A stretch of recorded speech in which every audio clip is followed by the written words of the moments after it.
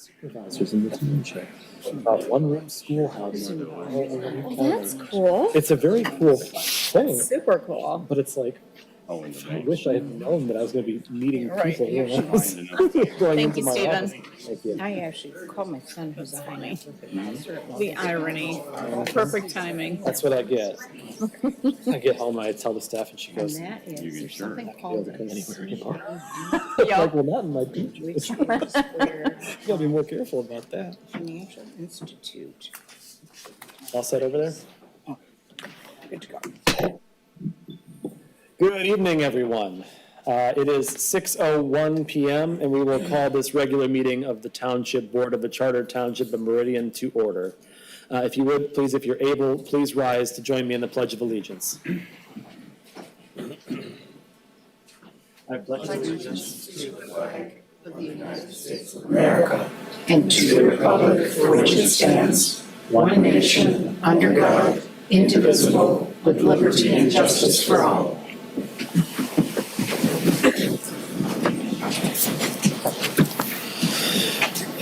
Okay, thank you. Next up on our agenda is item 3, roll call. Would the clerk Guthrie please call the roll? Supervisor Hendrickson. Here. Clerk Guthrie is here. Treasurer DeShane. Here. Trustee McCurtis. Here. Trustee Sunland. Here. Trustee Trezise. Here. And Trustee Wilson. Board members are present. Thank you, Madam Clerk. Item number 4 on our agenda is presentations. We have a presentation this evening about our 2023 Township Audit from Allie Barnes of Yo and Yo. If you would please come to the podium.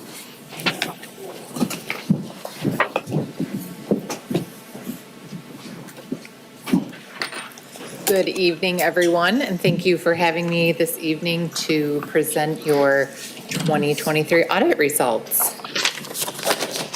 All right, here we go.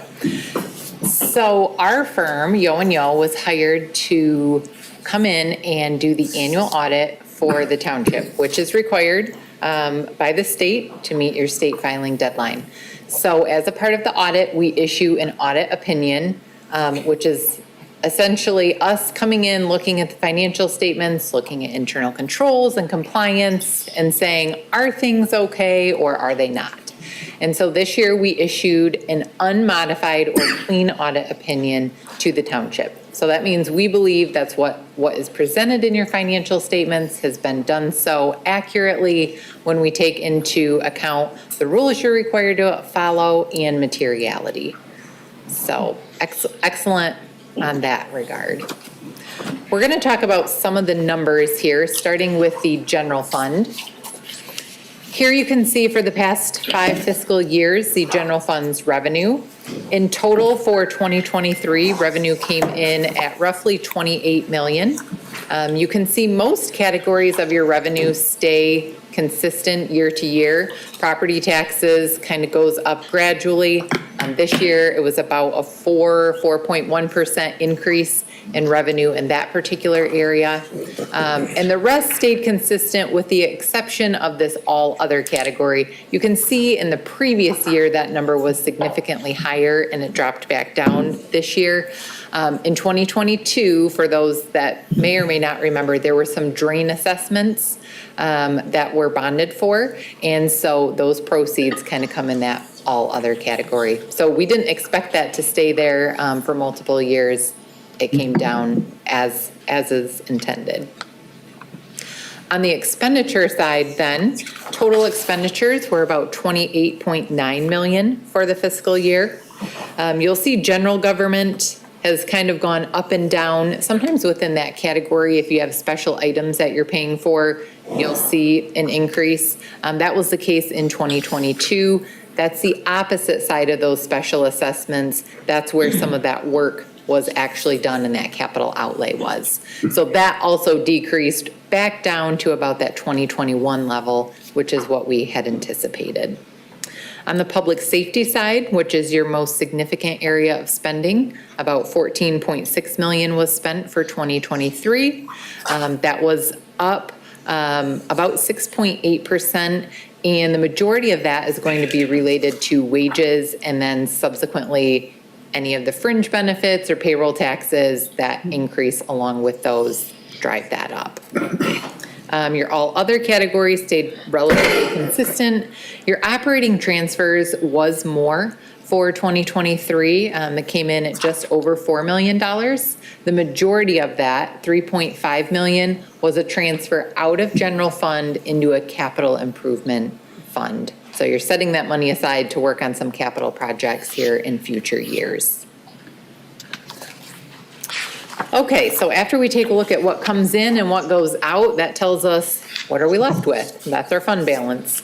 So for 2023, your total fund balance was about 14.4 million, which is that top kind of black line there. That was down slightly, just over 800,000 from the previous year.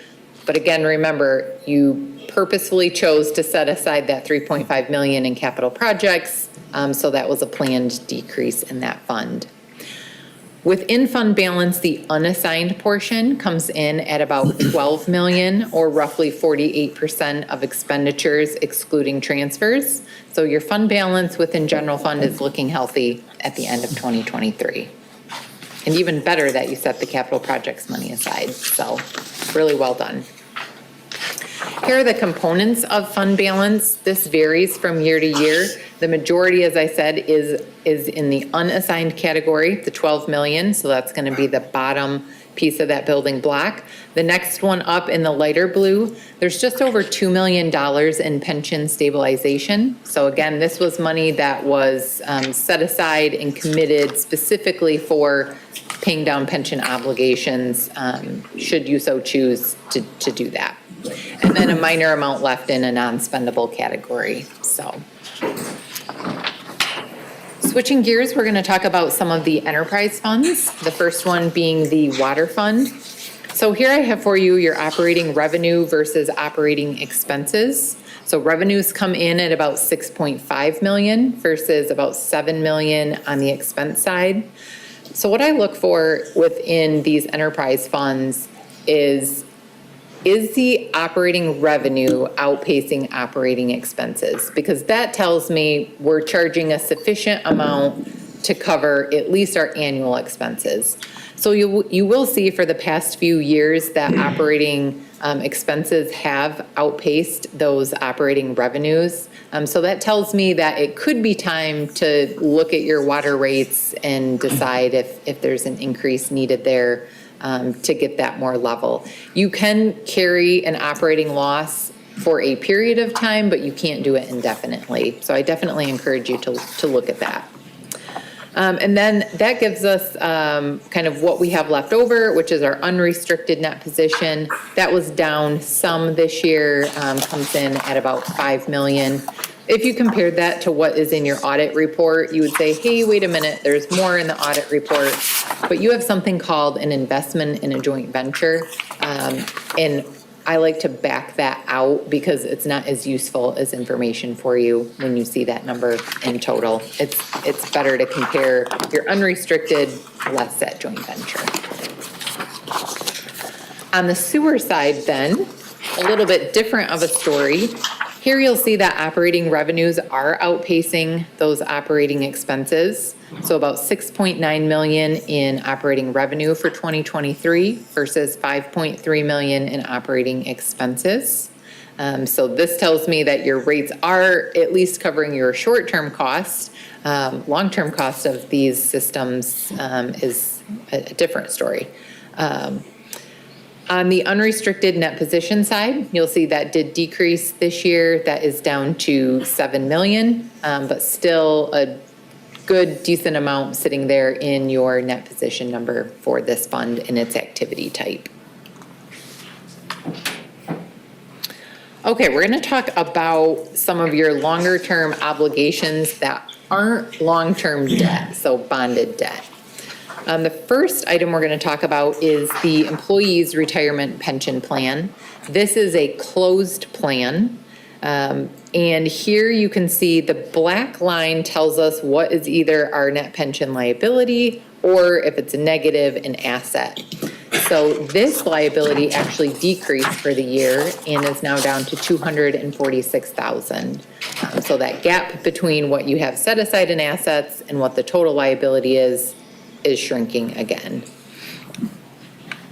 When we take a look at the MERS system, so this is going to be another retirement pension system, you can see that our black line in this plan actually increased this year. So our net pension liability increased up to 29.2 million.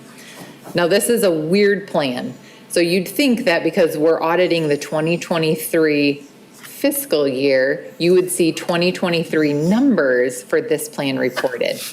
But this is the odd duck out in that it's actually reporting the 2022 liability and asset valuation. So we always have to keep that in mind when we're looking at this particular plan. Because if we remember back to December of 2022, that was not a great year for the stock market. It was down considerably, and that was no different for the assets held in the MERS plan. They're allocated within the market, given their investment policy, and so your overall assets within this plan had decreased. On top of that, your total liability did increase slightly. So when our assets go down and our total liability goes up, that means our net liability that we're recording in our statements is also going to go up. Now, the 2023 valuations were actually, I think, just released last week. So when we look at those for next year, your net pension liability is going to decrease. So it's going to go down to about 27 million will be next year's number. So you can look forward to seeing that go back down. And if 2024's market continues to do well, you'll continue to see positive results there.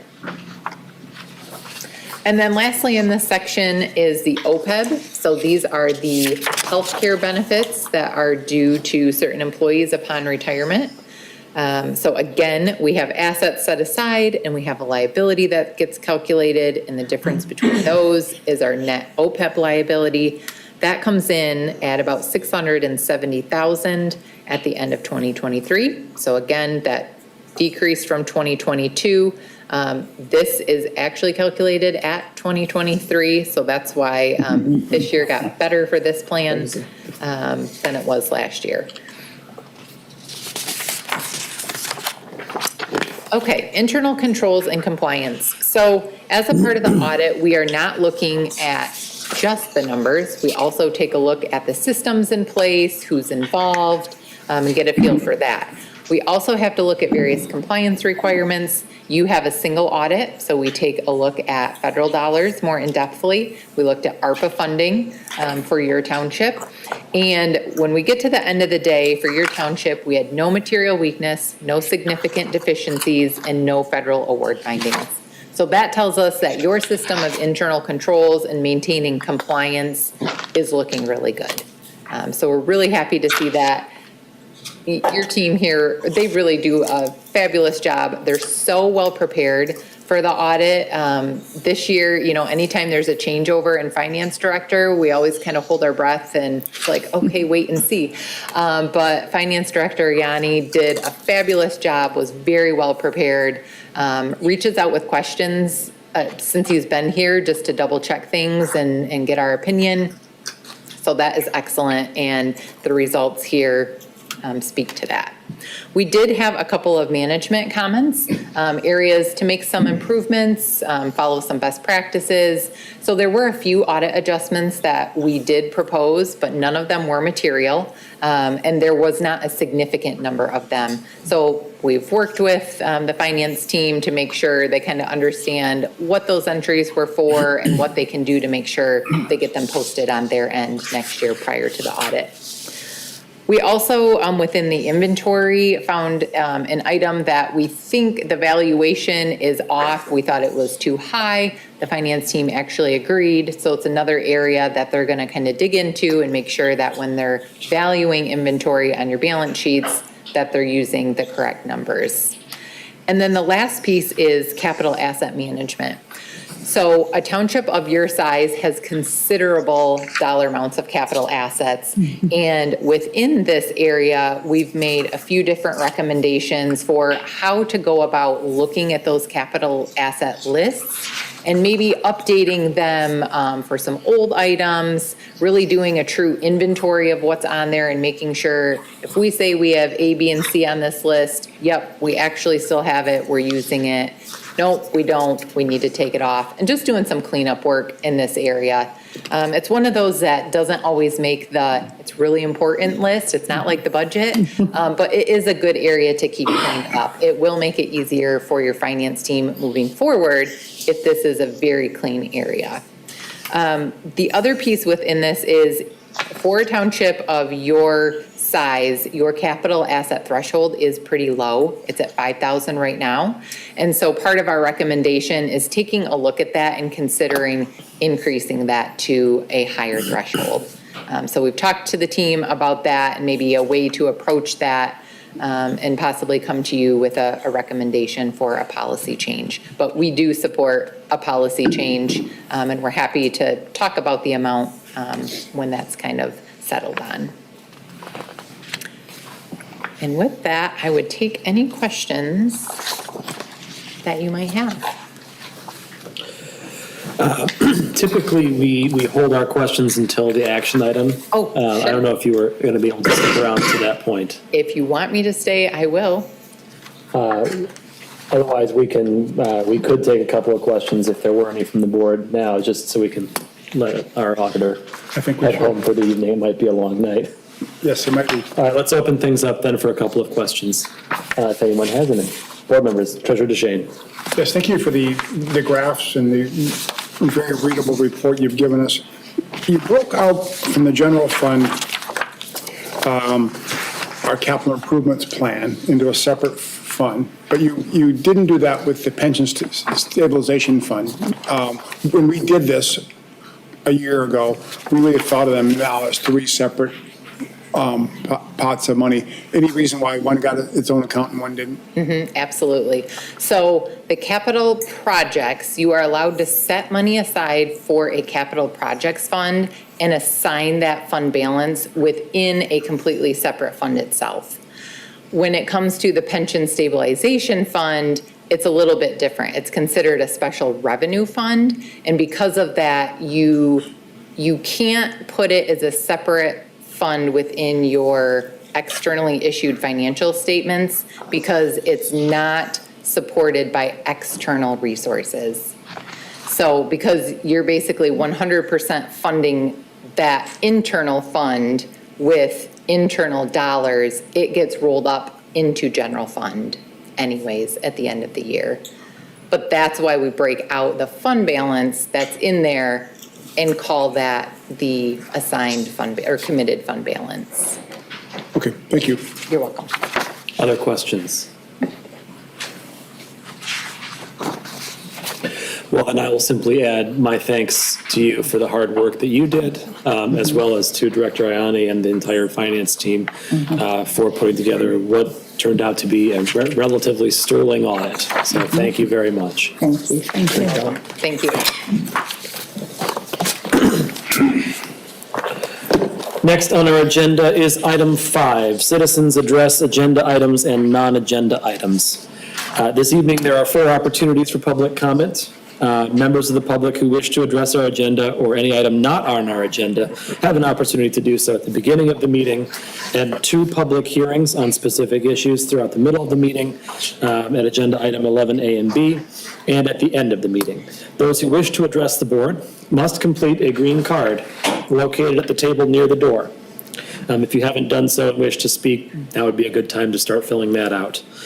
You can give your completed cards to a member of the township staff who are located along the back of the room there, and they'll get those to us. When it's your turn, the supervisor, that's me, we'll call you up to the podium to speak on the topics you've indicated.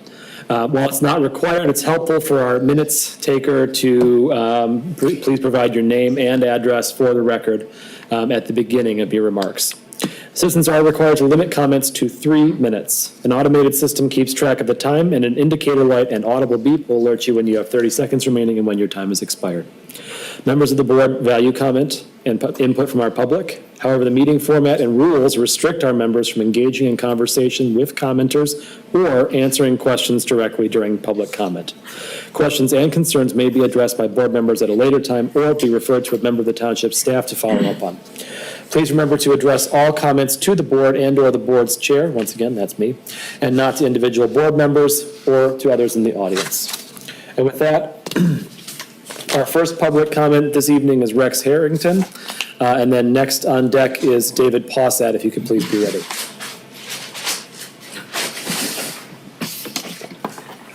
Good evening. I'm R.X. Harrington, and I live at 820 Piper Road in Hazlet. I had the most incredible discovery last week, and I wanted to share it with the public and yourselves. And it has to do with the state of Michigan. At the same time, I'd like to make this a public record of a discovery. I'm going to talk about the state of Michigan. I hope you can see this. If you look at this map, it includes the Hudson Bay, you'll see here a large circle. And that circle, if you put a compass on it, is perfectly round. So this is a meteor strike. And this area of the continent here is the Canadian Shield, is solid granite. So when this struck here, it took out part of that granite. And the diameter of that is 300 miles. And when I was looking at that, I saw another perfectly circular, and that here is in Michigan. And if you put your compass here about 25 miles north of Midland, and you strike an arc, it'll go straight around, all the way around Michigan. So what had happened, this is another meteor strike. This meteor struck Michigan coming from the southeast and hit it. And when it collided, you're talking about a meteor 200 miles in diameter, solid iron with nickel and maybe copper. It hit.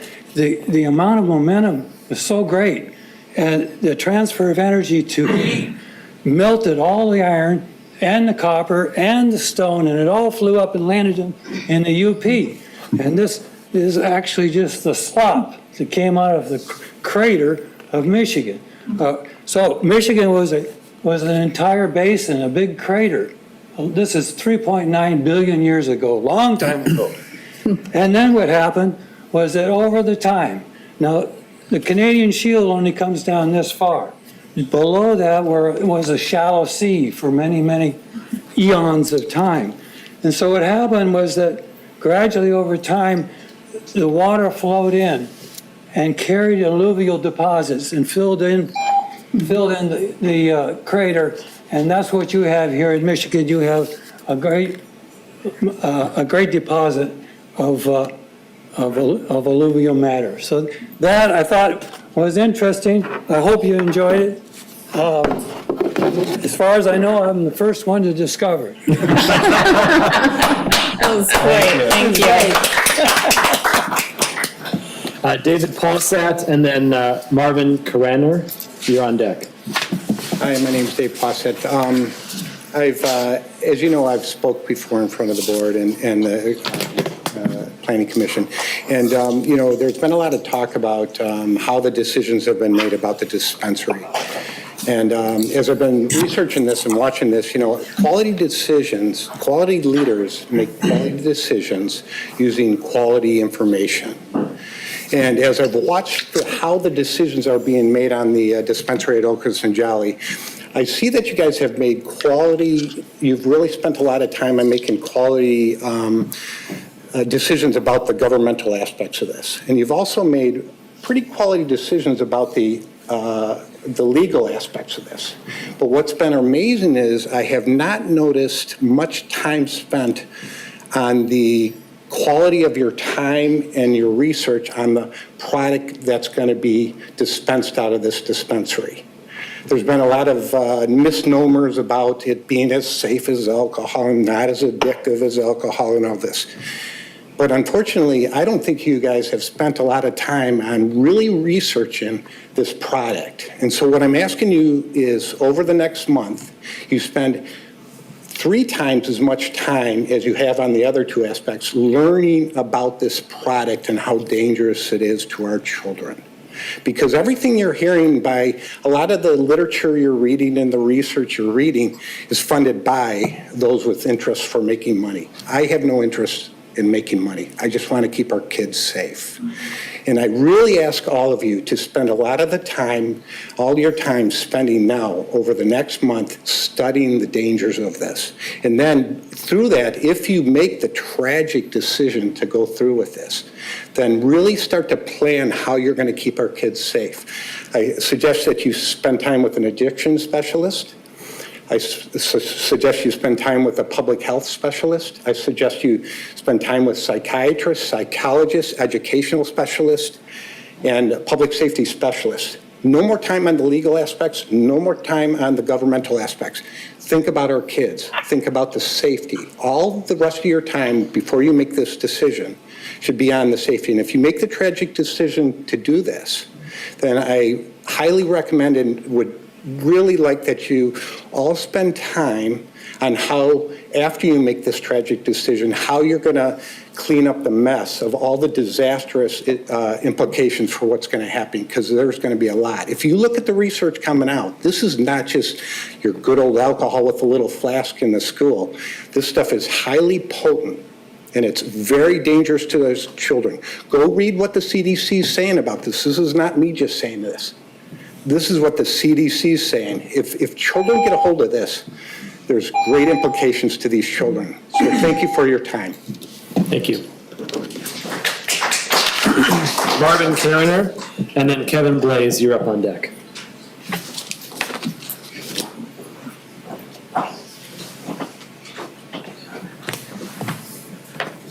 Good evening, board members. My name is Marvin Karana, one of the owners and attorney of DMVK4 LLC, one of the applicants for in District 3. I appreciate the board considering our application. I'll also like to thank the review committee for recommending our application for approval. I just want to take this opportunity to highlight a few important facts out of our application, starting off with employees. We are proposing to hire at least 15 employees with a minimum wage of $18 an hour. That means our low-level employees will be receiving at least $18 an hour, and the priority of our employment goes to Meridian Township residents. As we get closer to opening during the construction process, we'll start hosting job fairs and make announcements, and again, that priority is given to Meridian Township residents. We do also offer other benefits like paid vacation time, maternity leave, health care, and again, all those benefits will also go to Meridian Township residents. As far as our site, it is a new development site. We submitted financials and tax returns evidencing that we do have enough cash in the bank to get the project and see it through. We are the only new construction site out of all the applicants, out of all the districts. This vacant land could go undeveloped for quite some time. We're hoping with our development it will attract new businesses to the property in the Grand River corridor. It'll also generate property tax revenues and other ancillary benefits to the township. As far as the community goes, we try to work very closely with the community as we try to fit seamlessly in as possible. We submit a very thorough community impact plan. We encourage and incentivize our employees to participate in local charities and local events.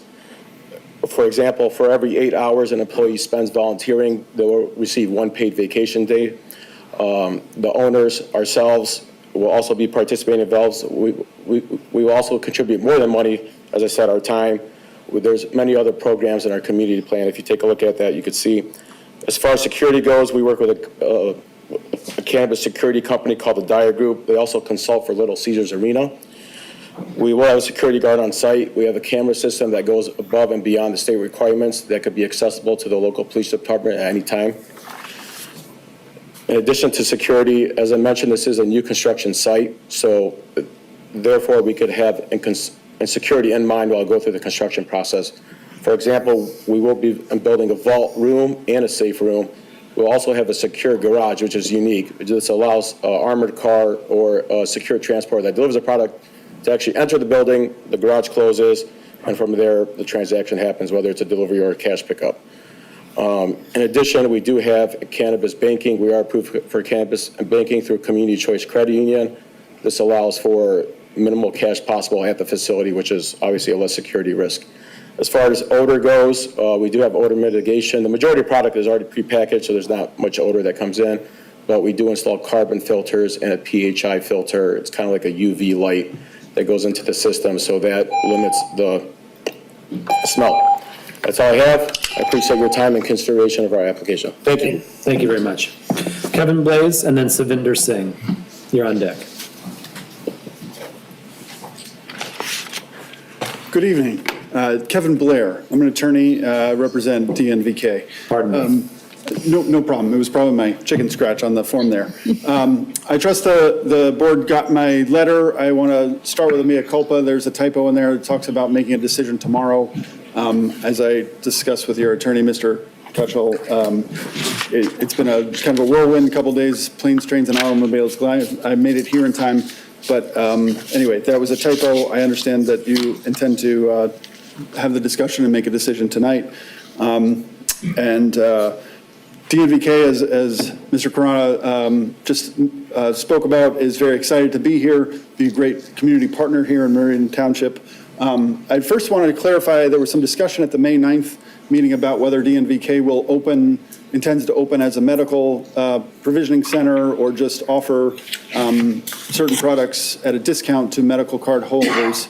I want to clarify that DNVK does intend to operate both a medical and a co-located adult use retailer at that location as contemplated in state law.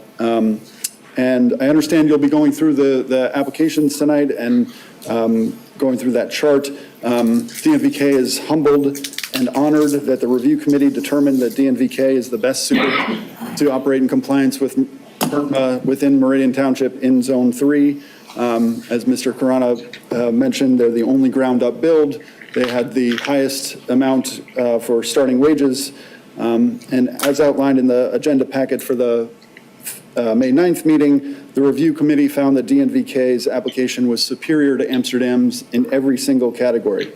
I understand that they've submitted supplemental information since then, and your attorney has indicated that you may consider that. I would respectfully encourage you to follow the review committee's recommendation, though, for at least two reasons. One, to honor the time and effort that they put into their comprehensive review and formulating those recommendations. And two, both state law and Meridian Township's local ordinance require you to award the license in Zone 3 to the applicant that's best suited to operate in compliance with MERTMA and Meridian Township law within Meridian Township. And there was some discussion at the May 9th meeting about how much to weigh what was initially submitted versus what was supplemental. And one of the speakers who was supporting Amsterdam compared it to a situation where you forget to attach something to an email. I want to be clear that that is not what happened at all. They did submit a plan, and it was so woefully inadequate that the chief of police was very concerned about that. And while I don't believe that that's dispositive, it's certainly relevant that they had to be asked twice to submit a security plan, which is arguably the most connected to the required methodology. Thank you very much. Thank you. Savinder Singh, and then Jay Meyer, you're up after that.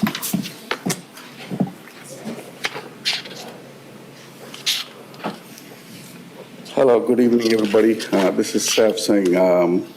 First of all, I want to thank you for taking time to reviewing our application.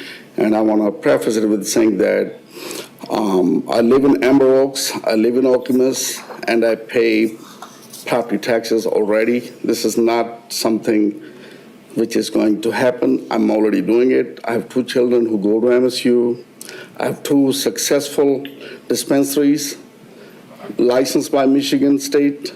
I have a cultivation facility where we provide, where we produce products. So we are fully legitimate as far as our application is concerned. We submitted the application according to the format we did for the previous application. But once we found out that it was lacking in certain things, And we completed that, and we got a response from the police department that it is sufficient, and it's not like we're looking for a second chance. That was the only issue with the application. And as I said, it's not just the township, it's also the state which looks at everything. As far as our facility is concerned, it is an existing building, it's a bank, it already has a secure transport, places. It is not something which is going to be built. Our business, if you're awarded a license, we will be opening in the next 3 to 6 months, sooner than later. And I do not want to throw the kitchen sink where I'm saying, I'm going to do better than this, better than that. Anybody can say anything, like 20 employees or this or that. I think your time is more valuable. I just want you to consider that I'm a local resident and I have existing cannabis businesses. And I want to thank you for allowing me time to comply with the application and reviewing my application thoroughly. Thank you so much. Thank you. Jay Meyer, and then Bill Mueller, you are listed here about the streetlights. Are you intending to speak at public comment or about the public hearing later? Good evening, everybody. My name is Jay Meyer. I am a podiatrist. I've lived in Meridian Township since 1987. This is a wonderful place to live. We raised 3 kids here who did unbelievable through the school district here. It's the place that we set our roots, and we would love to continue to live here. I live at 3720 Autumnwood Lane. I also have a business off the corner of Jolly and Okemos Road. Both are within walking distance to the proposed marijuana dispensary that I take issue with. I could spend hours talking about the scientific reasons why you should be very careful in your decision-making. I want to go in a different tangent. I think the voters of Meridian Township should be provided with the location where this dispensary will be placed. I think that many voters thought that this was going to be medical and not medical and then recreational. I think there's a problem there. I also want to talk about the common argument that I hear from colleagues and friends that this is no different than alcohol. Well, if I sit next to a friend who's had several drinks, there is no way by osmosis I'm getting alcohol in my system. However, if I go to 7-Eleven or I go to a coffee shop by one of these locations, there's a good chance I'm going to get secondhand THC in my system. I really don't want to do that. I want you to take that into consideration. I think that impacts all of us. Given the vote's narrow margin, I understand it was 6 votes after a recount. My goodness, that's no mandate, folks. No mandate at all. And I want you to really clearly consider what Dave Posset said about looking at the scientific reasons why you might have a problem with this. I'm going to go in a different tangent. I implore the board to table this. I implore the board to offer a special election. Let the voters of Meridian Township decide whether they want this in front of their homes, in front of their kids, in front of their schools. I think that there's a big problem with respect to that. Put that in clear writing. It impacts everyone. You guys look at the impacts of a fence. You look at the impacts of an apartment building as to the long-term effects on the mission statement of Meridian Township. I implore you to look at the 30-year possibility of what this is going to do to our township, putting a dispensary like this at Okemos and Jolly Road. Thank you. Thank you. Bill Mueller, you have on here, you're looking to speak about the streetlights. Would you like to wait until that topic comes up? Okay. Then Jagit Kanjaya, you seem to be on the same issue. Would you like to wait for that as well? Yes? Okay. Then I have John Ebert, and then Marlene Stover, you're up on deck. Thank you. Thank you. First of all, can you give your name and address for the record, I'm please? sorry. Excuse me. John Q. Ebert, 1710 Thrushwood Circle in Okemos. We've been residents for about 40 years, and this is my first time to speak to you all on a subject, but this one, when we heard about it, really jumped to our awareness and senses. I have spoken to, or been a part of these board and township meetings for probably 50 years as in my profession as a real estate appraiser for property tax administration. And I've done studies and reappraisals and valuation projects all across the country. And I can tell you that this kind of development has a potential effect. I'll say potential because until you've studied it and looked at other case studies, of really severely affecting your real estate values. And it's almost like a wave, an economic wave or an effect that goes across an area. And it can be to the immediate area, smelling distance or visual distance, but it also can be to an extended area that affects real estate values. And the effects don't show up immediately. It takes a little time in terms of listings, in terms of families deciding to move elsewhere, in terms of, the natural effect on real estate values.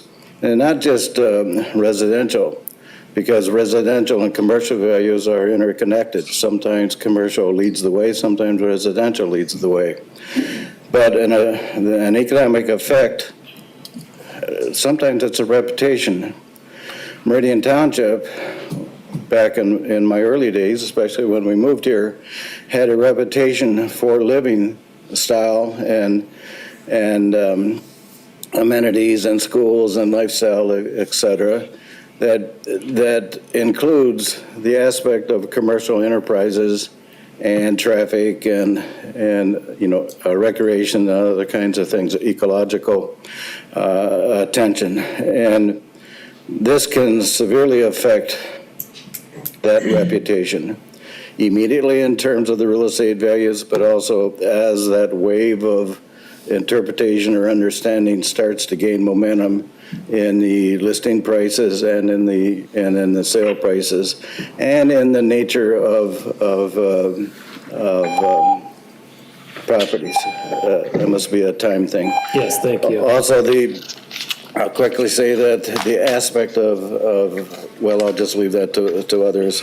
But I can tell you that there is an impending effect that will come from this that should be studied and analyzed first. Thank you very much. Yeah, bye. Marlene Stover and then Clara Riegel, you're up after that.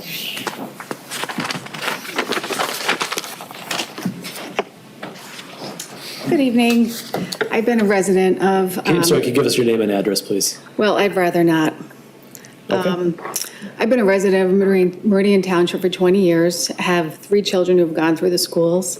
Okemos is one of the top school districts in the country. And when people come in off of the highway, Okemos and Jolly, and they see marijuana dispensary at the corner, I think that's going to turn people off. It's going to have an effect on property values. I think real estate property taxes will go down. You'll be getting in less revenue. You're going to have to increase the budget for police because you're going to have increased crime and burglary. That corner is already dangerous, Jolly and Okemos, and you're just bringing increased traffic, plus people driving around high. I don't think that's what we want for our community. This is a family-friendly community. You've got kids walking from the high school past that intersection, going to practices, riding their bikes, going to 7-Eleven, getting a Slurpee. You've got Chippewa Middle School right down the street. You've got Hiawatha and Okemos High School. I mean, it's a bad message to send to kids. Other comments I wanted to make was, there's plenty of other nearby locations if people want to go get their medical marijuana. I don't think this is something we want in our community. It's really going to affect, the perception.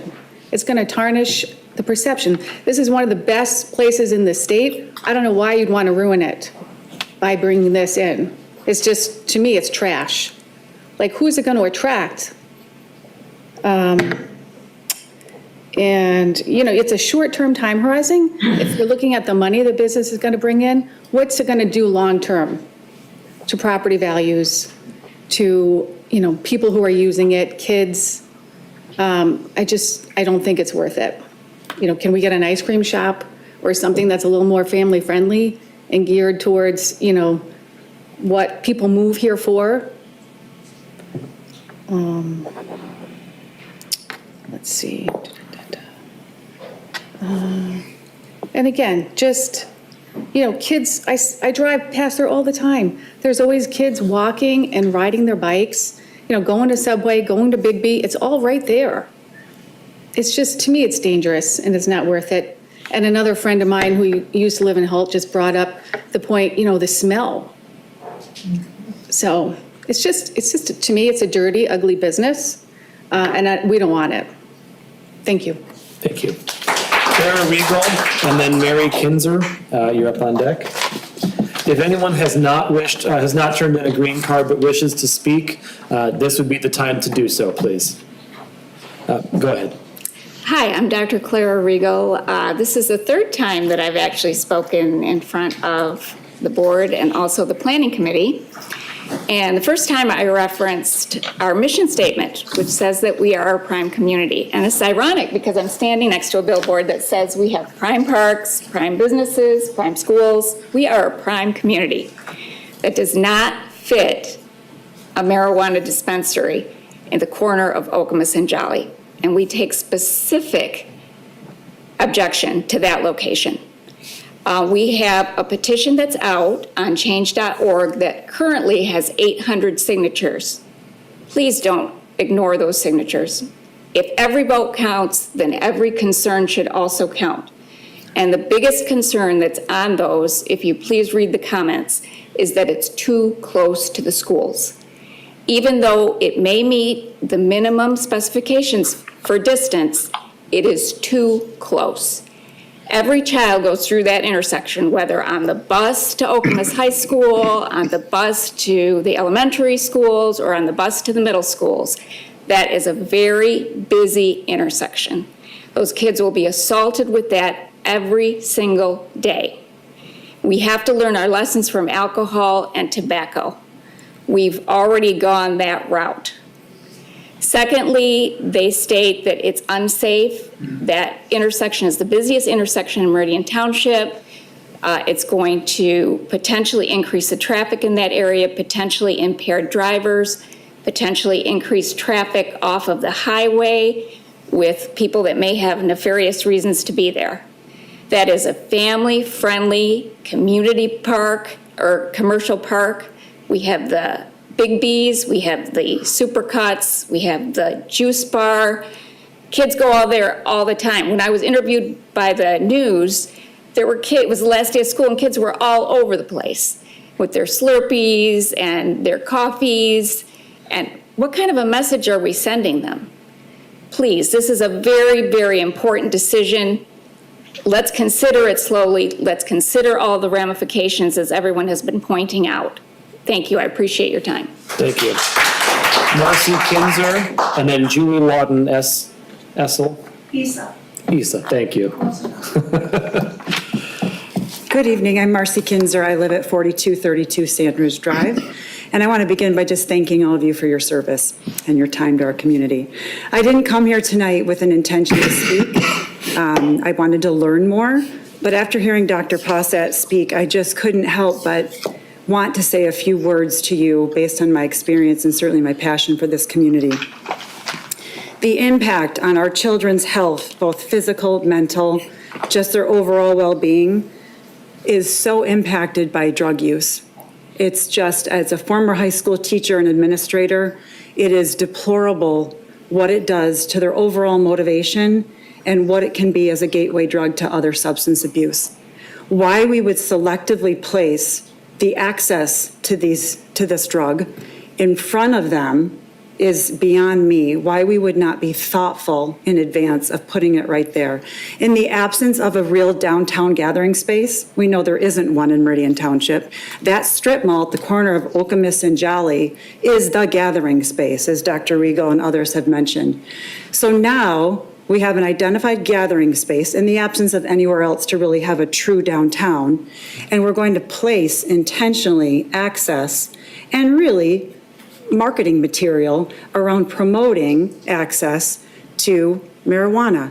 I'm not here to oppose legalized marijuana. I am here to say to you, why would we intentionally put it in a spot that is of the utmost visibility and accessibility to the kids in our community?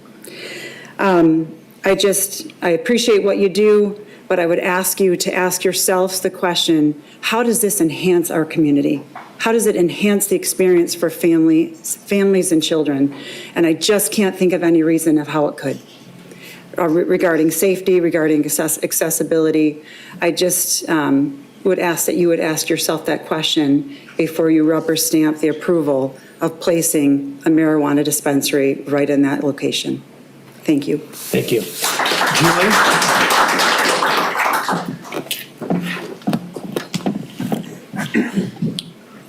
Good evening, Julie Lawton Isa. I live at 3591 Autumnwood Lane. Marcy, I think you said a lot of what I would say. I wanted to ask the board if you even knew the nickname for the Okemos High School. Does anybody? It's called Smokemus. And I can say that because I have two kids that graduated from Okemos, so I know what's going on over there.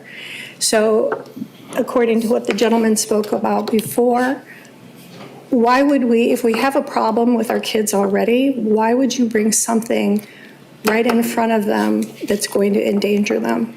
And how are you going to take care of them once the dispensary is there? I am for legal marijuana. I think it's, it's fine, but I think that the right land use is not the corner of Okemos and Jolly Road. These guys can go and find something else. They can certainly afford to pay the cost for another piece of land or another property to redevelop, but it doesn't need to be at the corner of Okemos and Jolly Road. The second thing I'd like to ask is if you have, the gentleman commented on the government research that you did, the legality research that you did. Have you done your due diligence to be able to assure the property owners that it is not going to affect our property values? Like this gentleman here, my husband is a commercial appraiser. He has 44 years of experience. He has a MAI, which is the highest designation that you can have in commercial real estate. He has an LLM in taxation from Wayne State. He knows what he's talking about, and he can assure you that it will reduce the property values. And I think that you folks are the stewards of our properties and the health of this community. So I would implore you to approve a license, but do not approve it in the location that is being considered. Thank you. Anyone else wishing to speak to the board at this time? We'll declare public comment closed at 6:53 p.m. I will just point out as a point of privilege before we move on to our next agenda item, we do have an agenda item about recreational marijuana this evening at item 12A. It is not the facility at Okemos and Jolly that many of the public commenters have spoken about. So if you were waiting to hear a decision on that this evening, it will not be up on our agenda this evening. So just be aware of that so that you don't, if you're sticking around for that, know that that's not what we're talking about tonight. With that, we'll move on to agenda item 6, which is interim township manager report. And we'll hand things off to interim township manager Tim Schmidt. Thank you, Mr. Supervisor. I'll be brief given the agenda this evening. Let me start by thanking Ally and the Yo team, along with Finance Director John Tajani, for their excellent work on the audit. This is the first audit I have read through front to back in detail, and it was excellent reading, I will say. On to other news. You may recall the Abilize project the Communications Department's been working on for some time now. We did delay that from 23 to 24, waiting till the renovations were done to the building. And I can't tell you that information is now live on our website. And I will show you where it lives, actually, while I'm standing here. If you're on the front page of our website and you hover over the About Us, there is virtual tours right here, and if you click on that, that will lead you to all of the ableized links for the buildings. Currently, we have done the main fire station, the Harris Nature Center, the Service Center, and the main Township Municipal Building. So we're pretty happy that that project is done. All credit to Communications Manager Deal for getting that over the finish line. I'm going to steal just a little tiny bit of the clerk's thunder and let you know that as of Friday, over 11,000 ballots were issued and ready to go, and she's going to give you a further update to that, I'm sure, in advance of the ballots being mailed next week. We did receive the MERS actuarial evaluation for 2023 late last week. We will get that to the board and get that posted to the website once we get through the audit. The top line that I can report is our percent funded remains at 74% as it was last year. And lastly, I just want to talk about road construction. As Deputy Manager Opsimer, candidly kind of got this program figured out this year and got us out to bid early and got good engineers on this, and we are almost done for the year, interestingly enough. The north side of so paving around the north side of the lake is complete. The paving in the Riverwood neighborhood is complete. There's still restoration and some drainage issues, but the paving itself is done.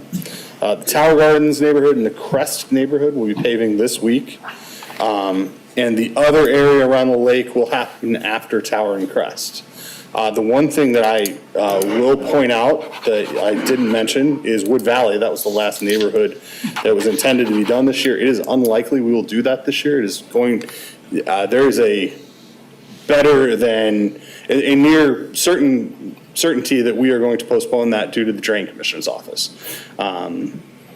We sent them plans many months ago, heard nothing back, and we decided to follow up, and they all of a sudden have a project in the area, which would essentially rip out the majority of what we're planning on doing. So rather than waste that money, we're going to have a conversation with them and look into whether or not we can reprogram those funds to another neighborhood.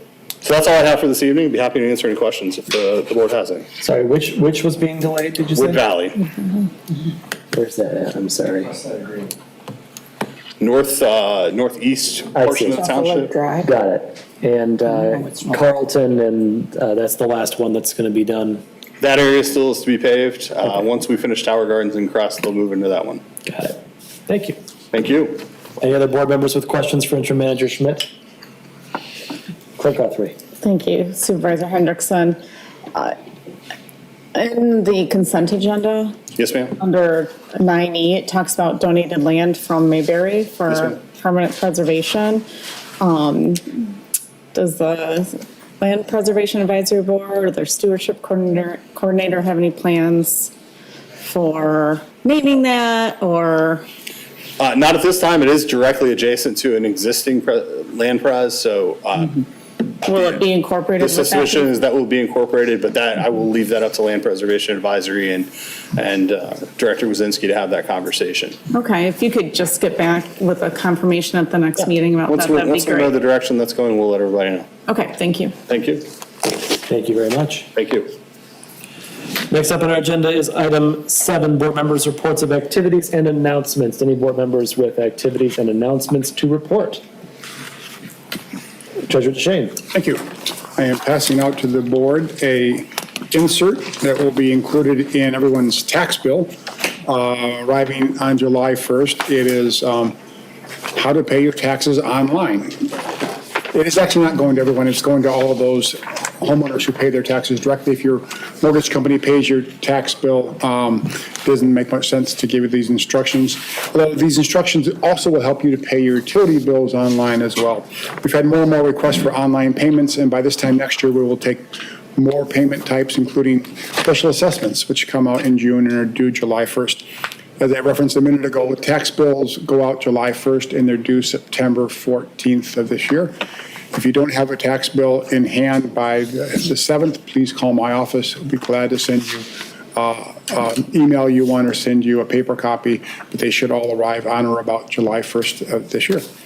That's my report. Thank you. Thank you very much. Any board members? Kathy Wilson.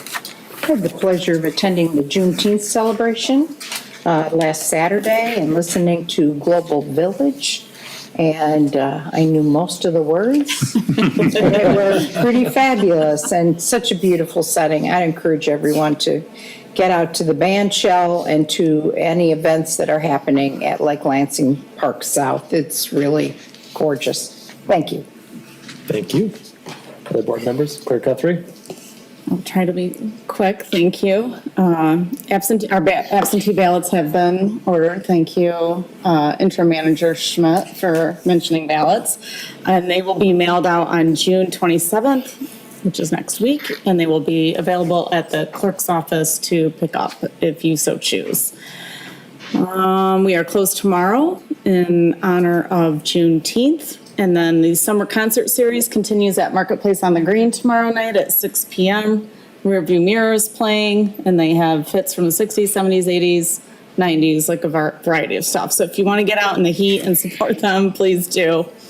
And then, I don't know if Trustee Trezise was going to give a policy review update or not. I wasn't, but go ahead. I can tee you off if you would like to. Okay. I will mention that we have met a number of times. I don't remember how many, but we've extended our meetings from an hour a week to 2 hours.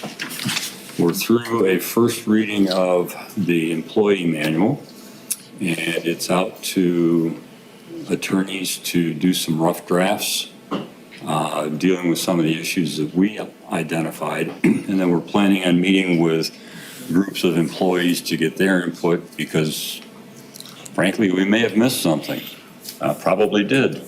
So the process is going forward. Now we're starting to work on the policy manual governing the board and supervisor and our interactions here with the staff and how we interact amongst ourselves. So we're still progressing, and hopefully we'll have something that we can bring back to the board in the not too distant future, although it's taking a lot more time than we anticipated, I believe. They're both long policies and lots of words. Sure. Sometimes too many. Yep.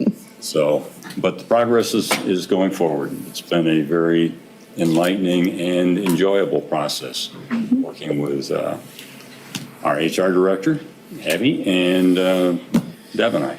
So we're plodding through. Terrific. Thank you very much. Any other board members? Treasurer DeShane? One more thing, I did attend the Ingham County meeting last night, and the Director of Parks announced that with the heat wave, all entrance fees to county parks will be waived through this Friday. So you can go to Lake Lansing Park South and without a pass and cool off in this heat.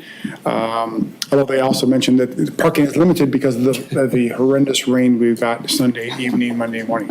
But if you can find a place to park, it's free admission this week until Saturday. Nice. Thank you.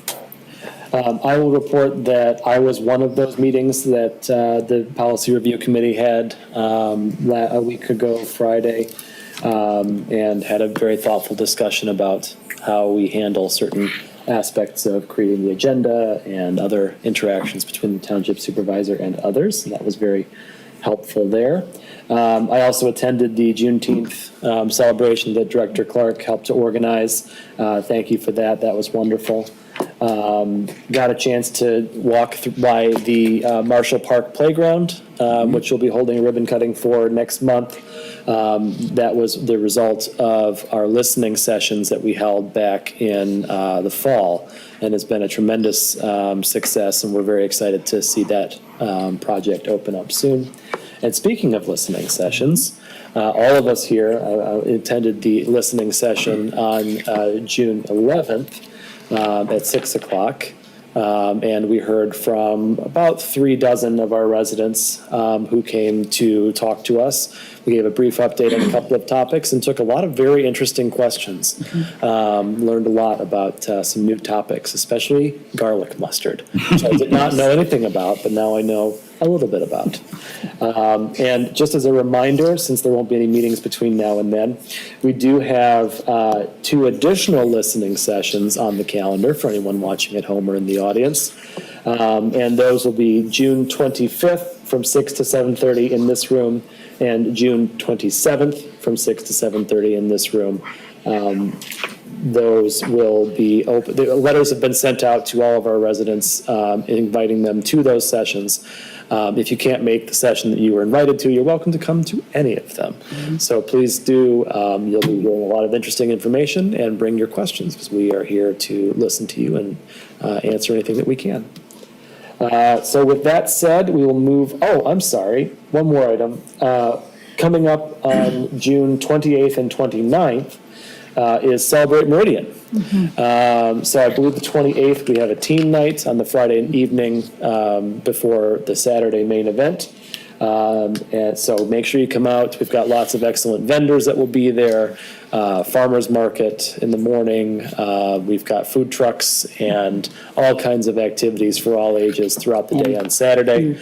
There will, of course, be now, I think, 2 beer tents at the Celebrate Meridian event. You can thank our Parks and Rec department for adding that, so we can have additional opportunities for those. And then, of course, capping the evening off with fireworks. Always a good time.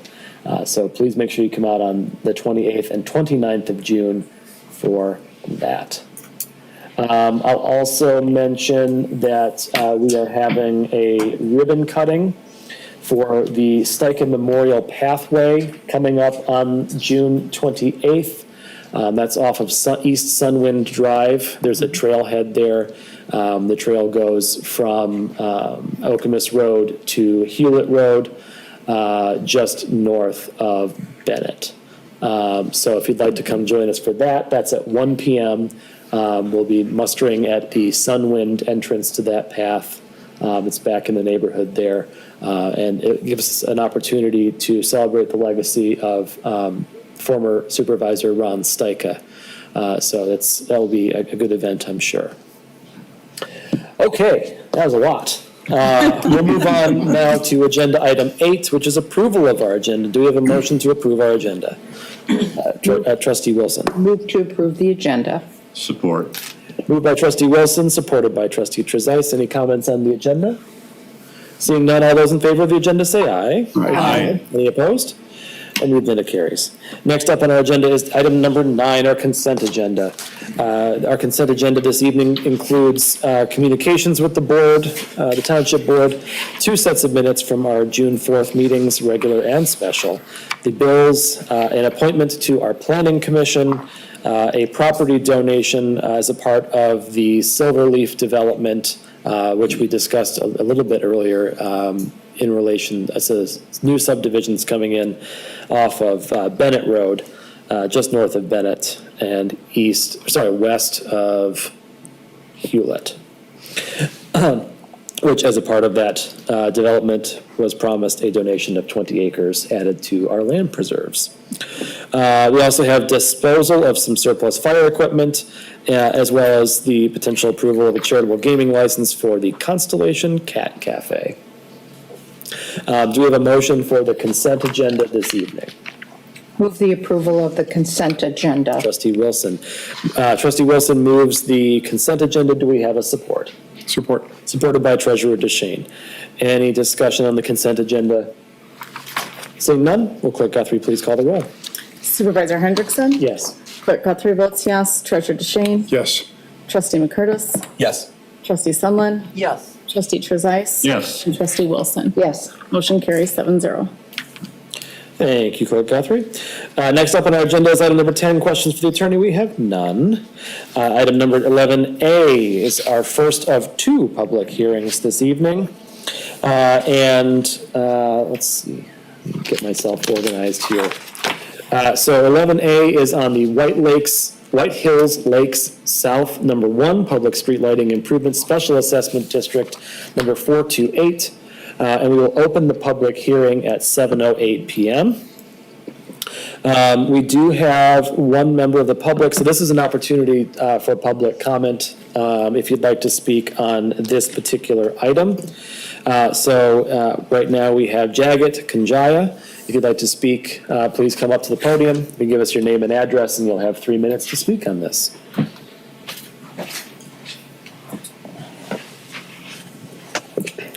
Good evening, all of you. My name is Jagjit Khanuja, and I live in Fenwick Court.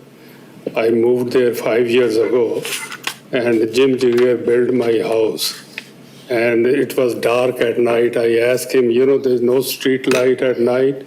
He said there is here between the third and fourth electric outlet. They're going to do that. I said, when? I don't remember exactly what he said. But right now, there is one light at Pine Hollow Street and Fenwick Court on south side of the street on Pine Hollow. Then there are 6 houses on that street, Fenwick Court. Last 2 end is the dead end, then there is no light. I heard though they are putting 2. My question is this is my suggestion, that I am in the second house, and between second and third and first house is dark there also. If you think there is dark on the 4th, 5th, 6th house, my suggestion is this thing. Somebody should evaluate, maybe that street, one pole is between 5th and 6th hole, and the second one will be between the 3rd and 4th. If they can relocate, move this thing over there so that on my house will also light. Otherwise, I don't have any objection. Still, I'm ready to pay, whether you move, whether you put another light or not. As long as we needed their light. I will support that, but look into that. What is about this side? There is not enough light there. So that is my questions. Sorry if I said anything wrong. Thank you very much. And then, Mr. Mueller, I think the Fenwick Court That's the second is the second one we're taking second up one. this evening. No, he's my neighbor. I live in second house, he lives in the first house. Okay, then perhaps I may have mistaken and called you up one agenda item early, but we appreciate your public comment anyway, and we'll Thank you very much. incorporate that. I will apologize. No worries. That's, we'll keep you there for the next one then. Okay, so, this was, I'm sorry, I scrolled down to see what the address is involved, and now I'm on the wrong page. Okay, so we do have, I believe, Deputy Manager Opsimer here with us, and I will ask him to please come up and just give us, if there's anything else that we need to consider before we address this item later. I believe this is just the public hearing, so we'll have to wait likelier than not. Correct. Good evening, Supervisor Hendrickson and board members. So before you this evening, under action, will be resolution number 3, which will be the third and final resolution to complete the SAD process for the streetlights for both districts. I did make a note of the public comment that we just received during the hearing, and that's certainly something that we can explore with Consumers Energy, but I do not know specifically why they chose the locations. There could be utility conflicts. Could also be hydrants or other appurtenances that could be in the way, but that's certainly something we can explore. And we do have contact information for the HOA's property ownership, or representing the property owners, so we can get in touch with the property management. And so if we were going, the eventual suggestion would be to add another light, let's just say, that would necessitate a change to the assessment. Yes. That would come back before us at a later time. It's not a done deal if we say yes tonight. All the numbers would increase by 50%. So what I would recommend, perhaps we could table the Fenwick one, which is the second on your agenda, which would be, I think, 12F, if I recall correctly. So we could table that one and have a conversation with the property owner's representative. We'll then go back to the property owners. But we would first just explore whether or not it's possible to stagger the 2 lights differently based on all the as-built for the area. Thank you. Absolutely. Okay. With that, we'll close public comment on agenda item 11A at 7:14 p.m. Next up on our agenda is item 11B. which is our second of two public hearings. This is White Hills Lakes number 7 Public Street Lighting Improvement Special Assessment District number 429. We'll open our public hearing at 7:14 PM. And now, Mr. Mueller, if you'd like, you could please come to the podium. And if you could give us your name and address for the record, please. Good evening. My name is Bill Mueller. Excuse me, Bill Mueller. I live at 6241 Fenwick Court. And I'm here to discuss a proposed project on our street of 2 streetlights. There's 6 houses on the street. We were told by mail that it would be $1,000 approximately a piece for each house, so it's $6,000. My wife and I were a little taken aback. I guess the first thing, a question from us is how the previous streetlights were funded. Were they assessed? Did the township pay for them? Did the builder pay for them? Were they assessed? And how much maintenance are those folks paying for their lights? We were going to be charged $60 a year, which is no problem, but I just want to know how they pay.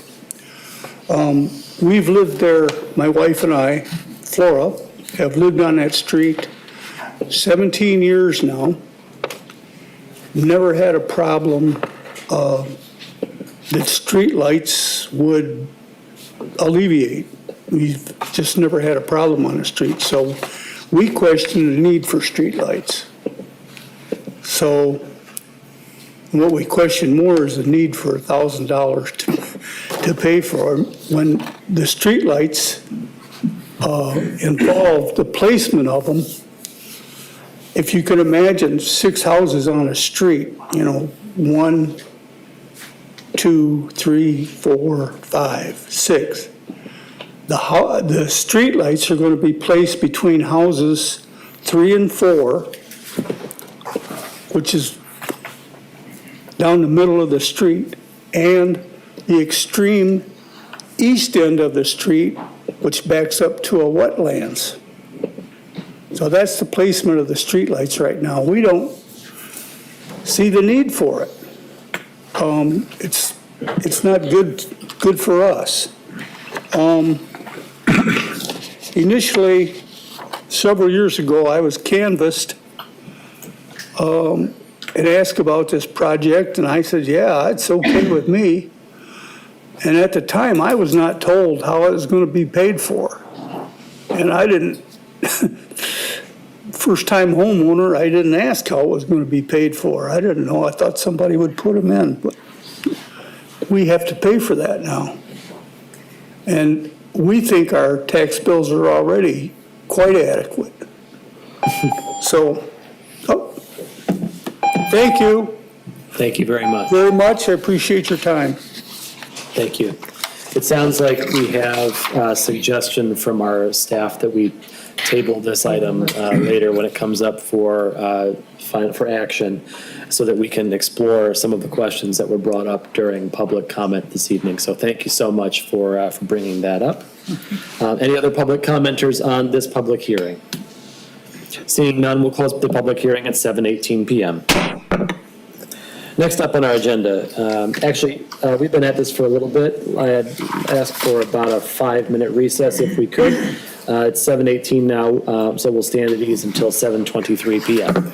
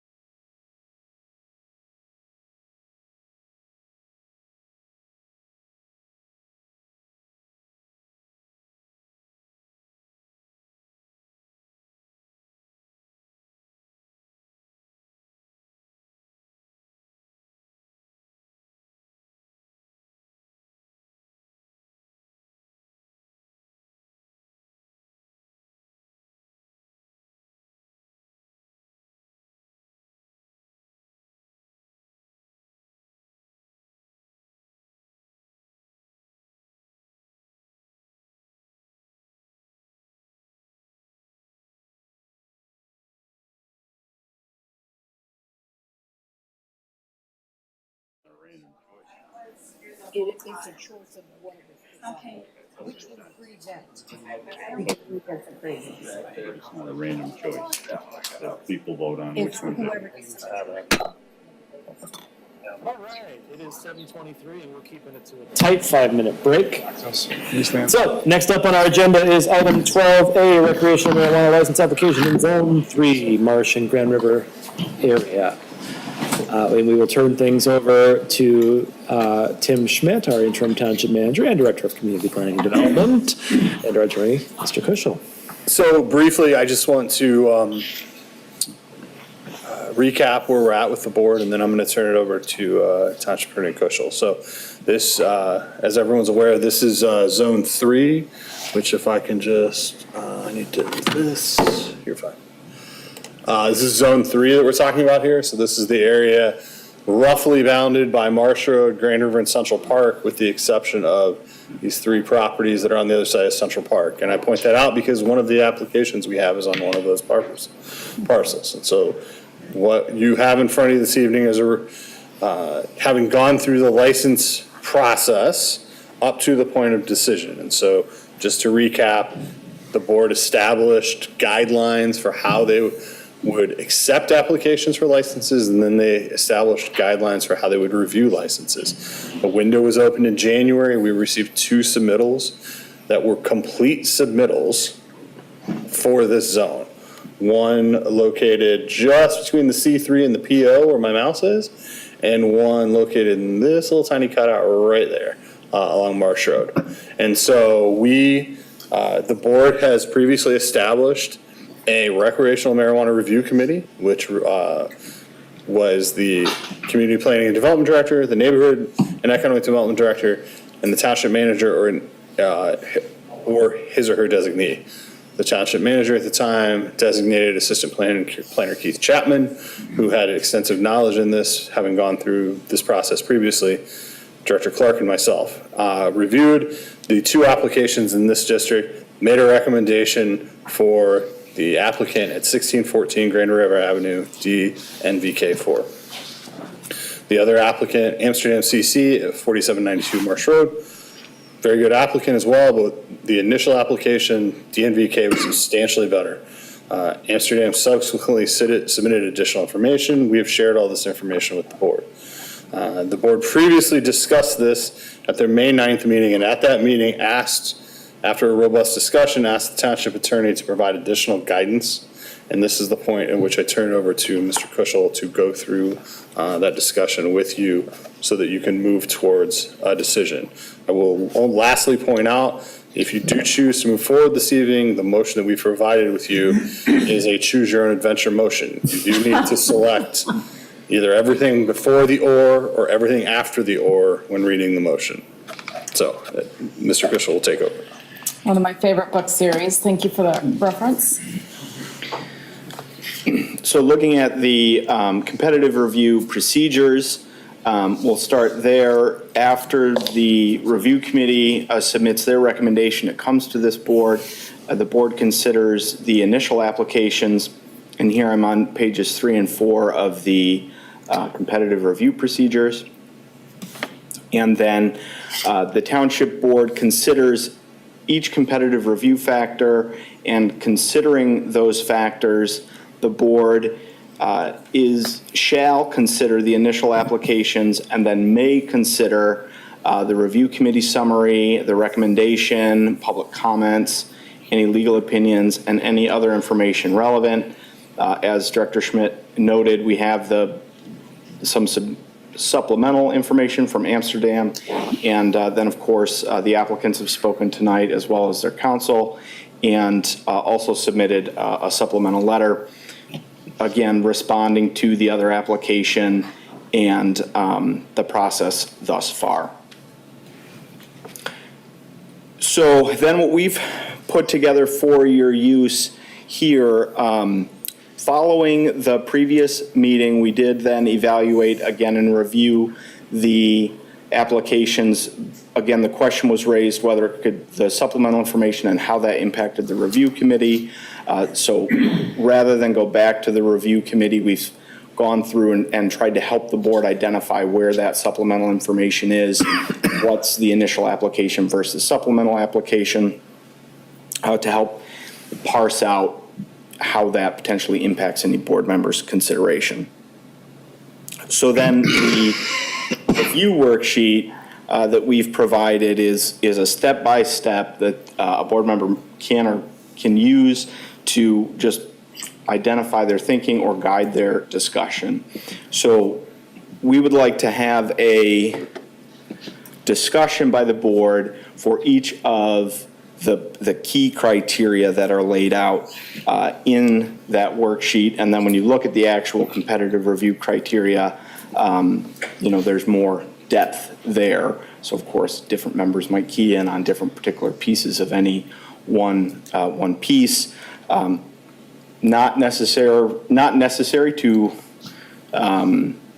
repeat what a previous board member has said. If Trustee Tresice said exactly what Trustee Wilson was going to say, you can support the same applicant for that reason, for the reasons stated, something like that. But get in the thinking of the board members so that we have that robust discussion, whether there's a unanimous agreement for one application or whether there's some differing viewpoints, and then ultimately resolving that into a vote. We did also include a high emphasis / important category. That's not something you need to use, but again, it's when we put together the criteria for review, it recognized that one board member might emphasize one component more than another, and we've seen this in other townships, and cities when the Court of Appeals has reviewed their application process. They put particular emphasis on green development or redevelopment. And the court said that's fine. If you want to put particular emphasis on a criteria, the community can do that. So we've just provided a simple way / reminder that if a board member wants to put particular emphasis on a criteria, then that's there, again, for you to be able to do so. So I'm happy to kind of go through the different criteria and then leave it to the board to have the discussion, and otherwise take direction. Thank you. Personally, I don't think it's necessary, since it's in the public material that's been provided both to the board and the public. I don't think we need to go through each individual one ahead of time. But I do thank you for a thorough list and for helping to sort of frame the discussion for us. So I appreciate that. I do think that it would be prudent at this point to turn things over to our board members for any discussion on this topic as we sort of evaluate the two applications that are before us. Any board members wanting to leap in first?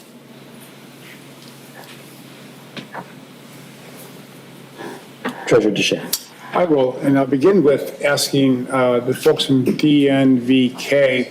We did see an application for, there was put before the Planning Commission, approved by them, to really develop 3 different parcels in this location. One was the 3-story storage facility, and the marijuana facility was in front.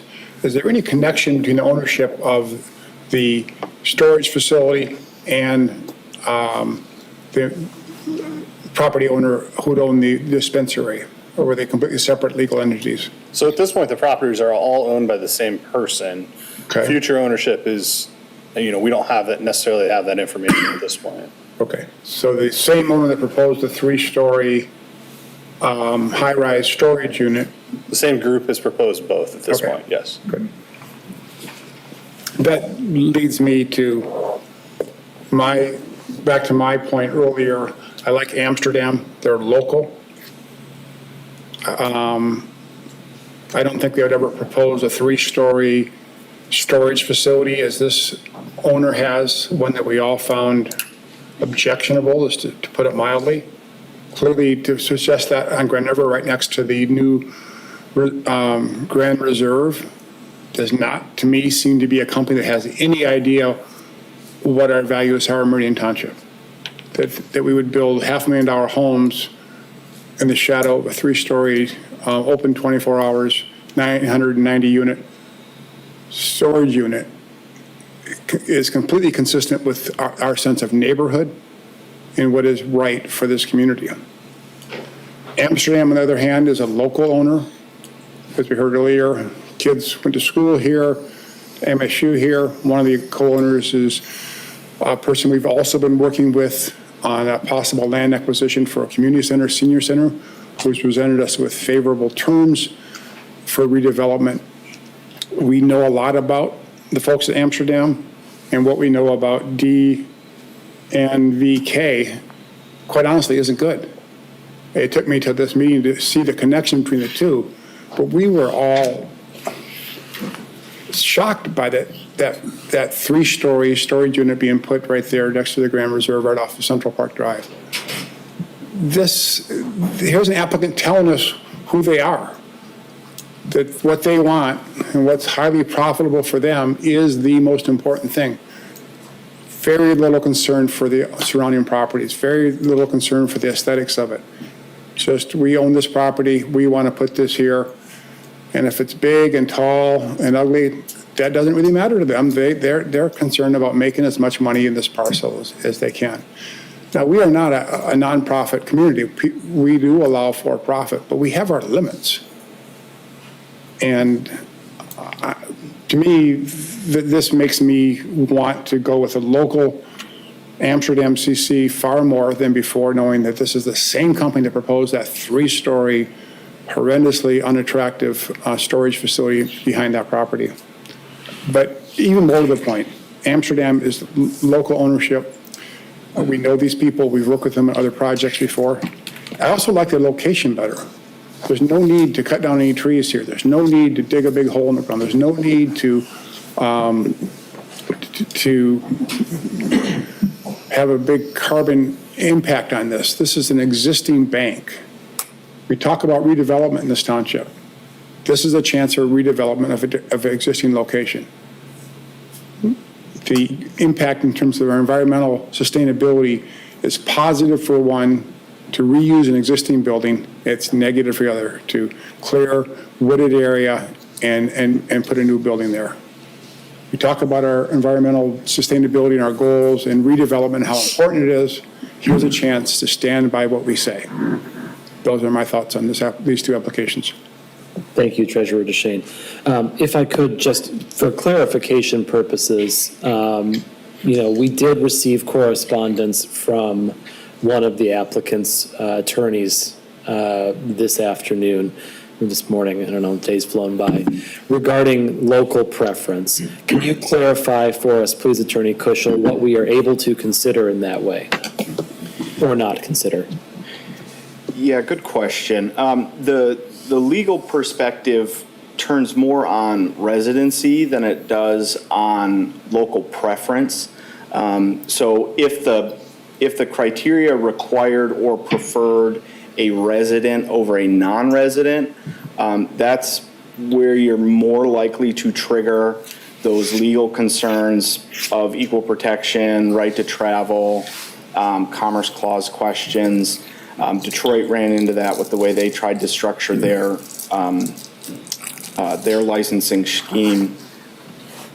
We don't have that here. Residency is not, it's not an application requirement. It's not a review criteria. We look at the review criteria we do have is demonstrated dedication to Meridian Township and the community. So to the extent an individual is a local resident, you've known them before, you've worked with them before, that may show then some dedication to the community because you've had those prior contacts, and you're able to have some background on that. But again, looking at the review criteria, it's more economic focused in terms of full-time employees, the staffing plan, how complete it is, the wages and qualifications there, how they're going to build in terms of using, again, local businesses, and the history from an operational perspective, whether they could be a non-resident, they could own 3 businesses in the township. That's the same dedication to the community as a resident who has 3 businesses in the community, right? Those would be evaluated the same. So I wouldn't think of it as a residency requirement or residency qualification, but I would think of it as dedication to the community. And as Phil mentioned, they worked with the individual before. He knew more about them. So he had the local contacts that to him demonstrated that dedication. Sure. Thank you. I also just want to clarify that I believe, on the issue of the self-storage facility that was brought up by Treasurer DeShane, that is a separate issue that we both heard about and weighed in on. I think our thoughts were relatively clear on that. To me, it has no bearing on this application or this decision ahead of us. I understand the joint ownership of that property and how that may sit in the mind. However, certainly I think, we can evaluate these applications on their merits separate from any other use of that land that may or may not have been proposed in the past. Certainly that's where I'm coming from. Trustee Wilson. When I look at this, we look to the expertise of individuals who are involved in the process ahead of us. So those were our staff members and our review committee. And when we set a deadline for applications to be completed and submitted, that was a hard deadline. And at that point, we accepted what was presented to us from both companies. In fact, the proposal from am I saying this right, DMVK, was complete. And actually, based on the criteria that was carefully reviewed by our marijuana review committee, they exceeded the expectations in 4 categories and were satisfactory in all others. The Amsterdam proposal was not complete, and they submitted some supplementary information after the fact. And do I understand, Attorney Kuchel, that did not go, the supplemental information did not go before the review committee, correct? Correct. Okay. So it didn't even have, that supplemental information didn't even have a review by the body that was determined to be our avenue to give us the recommendations as to what would happen. We still are lacking information from Amsterdam to this day. And that is where I draw the line. If we are going to have a true competitive process, then everybody has to follow the rules. And DNVK followed the rules and presented a solid proposal to us that we could judge. And the review committee deemed it the business that they would recommend to the board. So I am going with the advice of our review committee, and I will be supporting DNVK. Thank you. Other board members? Trustee Trezise.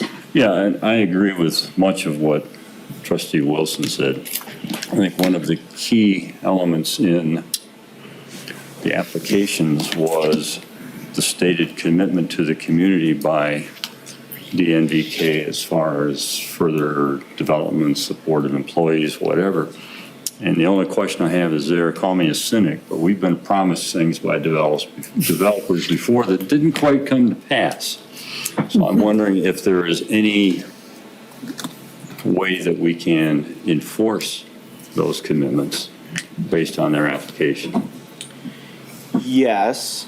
The permit is issued on the application submitted. So to the extent the operation doesn't comply with the application, that's grounds for a citation or a warning letter. Now that's clearest in an operational context, right? If they said they were going to install odor and they didn't, or they said they were going to change this about the parking and they didn't. When you get into the grayer pieces of the using community contractors where there's a lot of factors about their availability, whether you can get the right people or how their staffing ends up working out, if they hire as many as they thought they needed or they need less staffing. That gets grayer in terms of an enforcement piece. But it is part of their application, and these permits are renewed as well. They're only annual permits. This isn't issued and you're ready to go. So even if there isn't an enforcement piece from an actual citation perspective, if there's concerns about commitment and following through on commitment, that is something the board can review on the annual basis. And if there's a demonstrated failure to do what you said you were going to do, that potentially creates grounds to not renew a permit.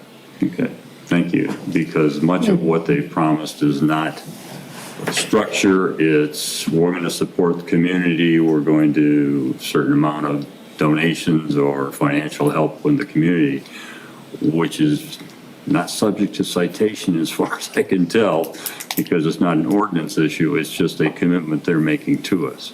And if we have, even if it's, we had a year to review it, and if they didn't come through, then we can make a different decision. I think that's enough enforcement and to hold them to what they've promised, or at least a reasonable facsimile of that. But that was clearly different in their application than the other one, and was substantial in my viewing that favorably.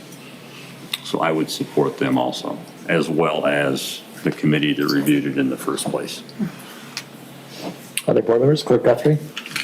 Thank you, Supervisor Hendrickson. If they don't follow through on commitments, how strong is that for the board to say, we're not going to renew it, you didn't follow through on this stuff? I mean, what's the suitability and the legality and all that kind of thing? I'll start because I think there's going to be two categories of things here. I think you're going to have things related to the physical nature, Yep. odor, trash, layout, sign, things of that nature.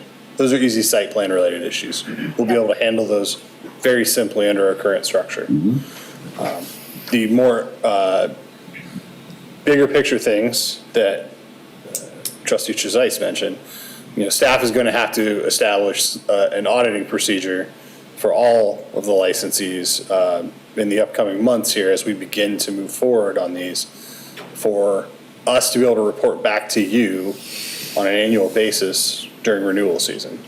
And at that point, I would turn it over to Attorney Kushel as to how we would address violations under the sort of non-physical items. Does it fall under MRTMA? That kind of thing? Yes, it's all going to fall under MRTMA. We haven't seen in the state a contested revocation of a local permit, so potentially newish territory. But again, as we've done before, we looked back at the alcohol context and the liquor licensing scheme. Even if this permit is considered a property interest, which the CRA doesn't seem to think so, we don't think so. But even if it were considered a property interest, the requirement then of the township is to have a hearing, have an opportunity to be heard, allow the party to come and explain, why this or that happened or didn't happen, and then the board would then make a decision.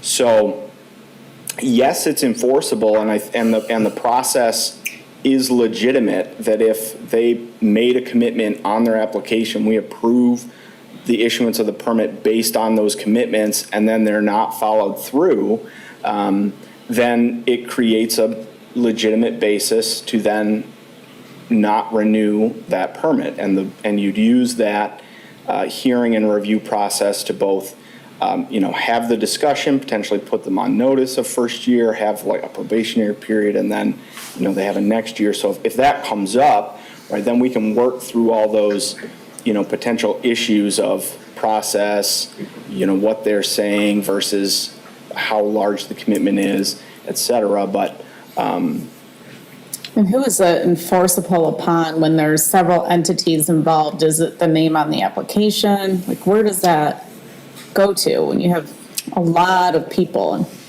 It would be the name on the application.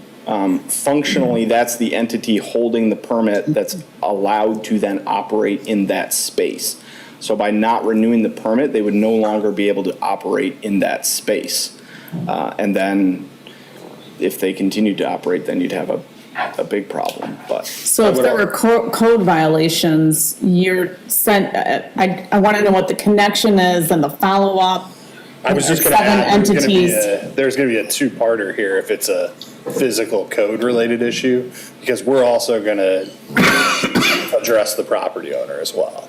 There are certain things that go straight to the property owner, and if we need to get the tenant involved, we do. In this case, we will. But if it was tall grass, right, the first thing we do is reach out to the property owner.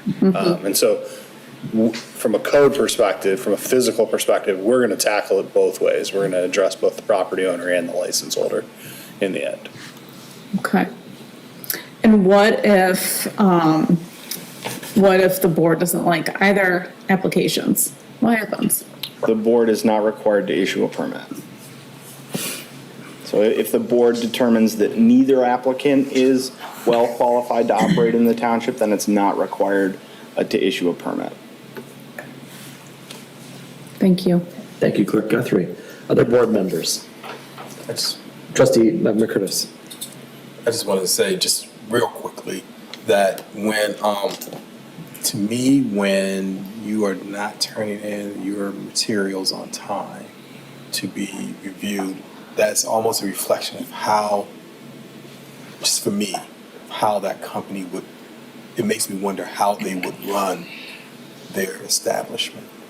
And that's questionable.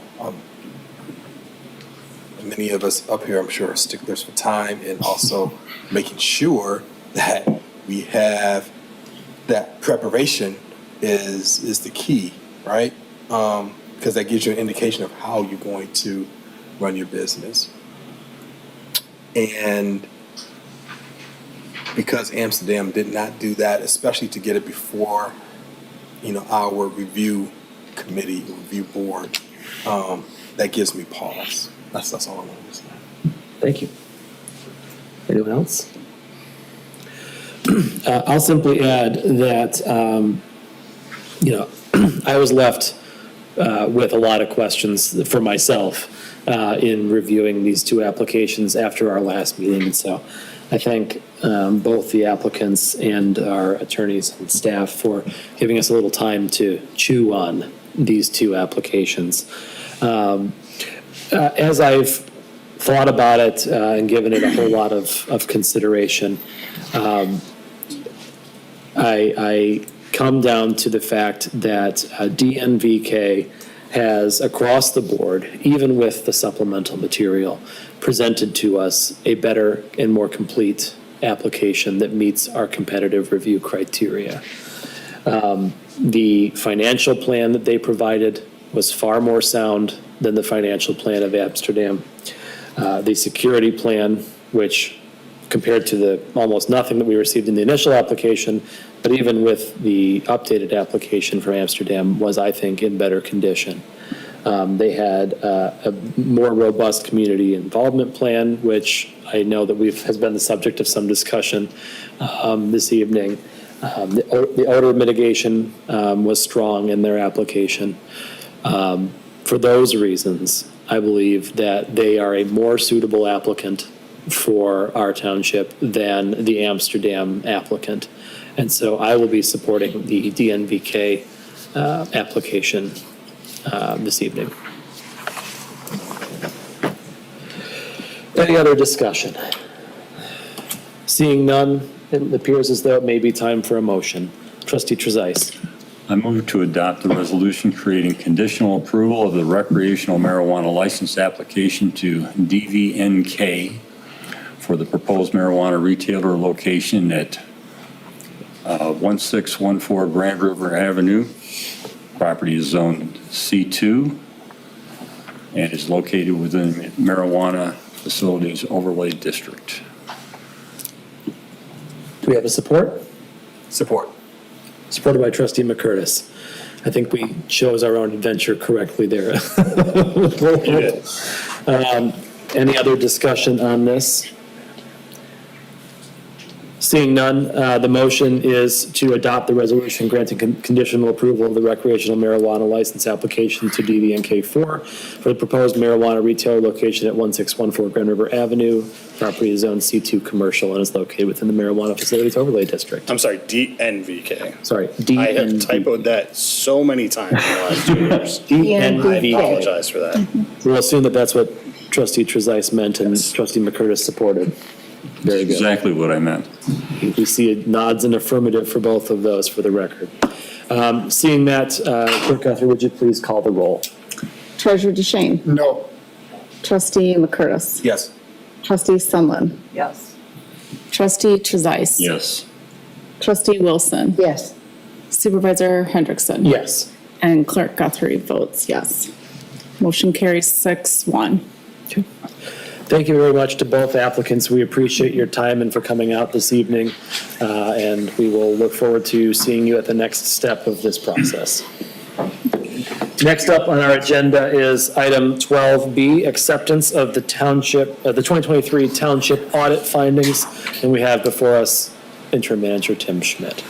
Yeah, so happy to discuss the audit further. Finance Director Ianni is here this evening, but we are extremely pleased with the way the audit turned out.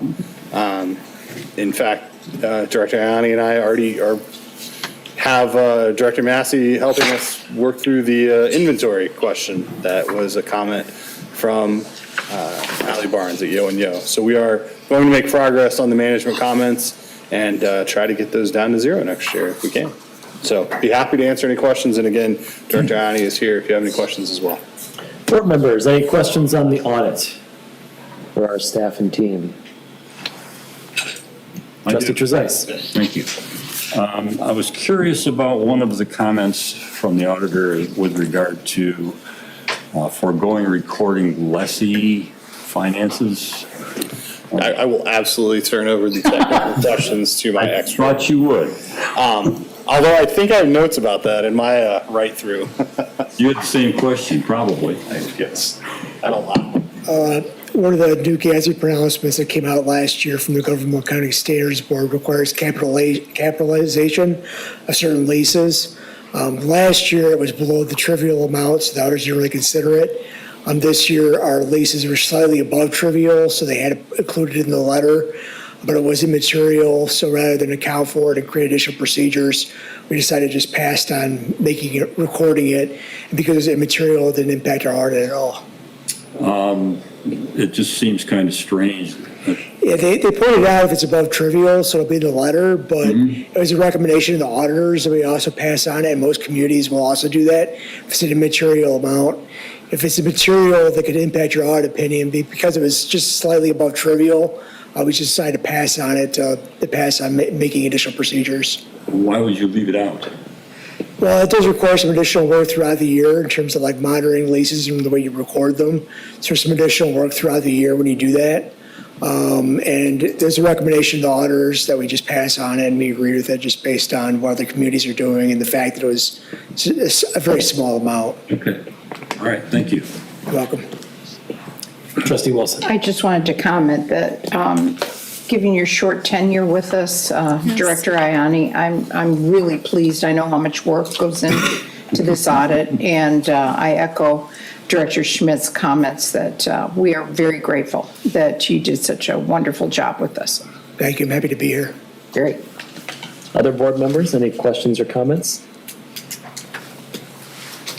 I'll add my thanks to Director Ianni and your whole team for working to put this together, as well as all of our former members of the staff who contributed to ensuring that we have a township that is their financial house well in order.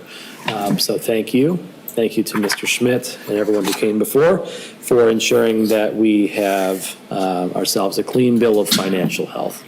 Thank you. All right, with that said, we will need a motion to accept the audit. I would like to make that motion this evening. Treasurer DeShane. I move to approve the 2023 audited financial statements and the 2023 single audit as presented by Yo and Yo. Support.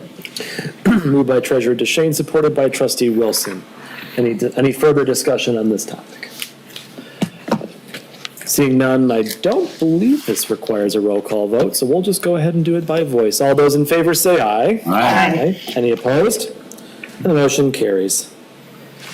All right, next up is agenda item 12C, the Township Legal Services Contract. And back before us again is interim township manager Tim Schmidt. Thank you, Supervisor Hendrickson. At your June 4th meeting, we had an initial conversation about this, and we settled on 2 years. Fahey Schultz's Burchick and Rhodes is happy to extend for 2 years.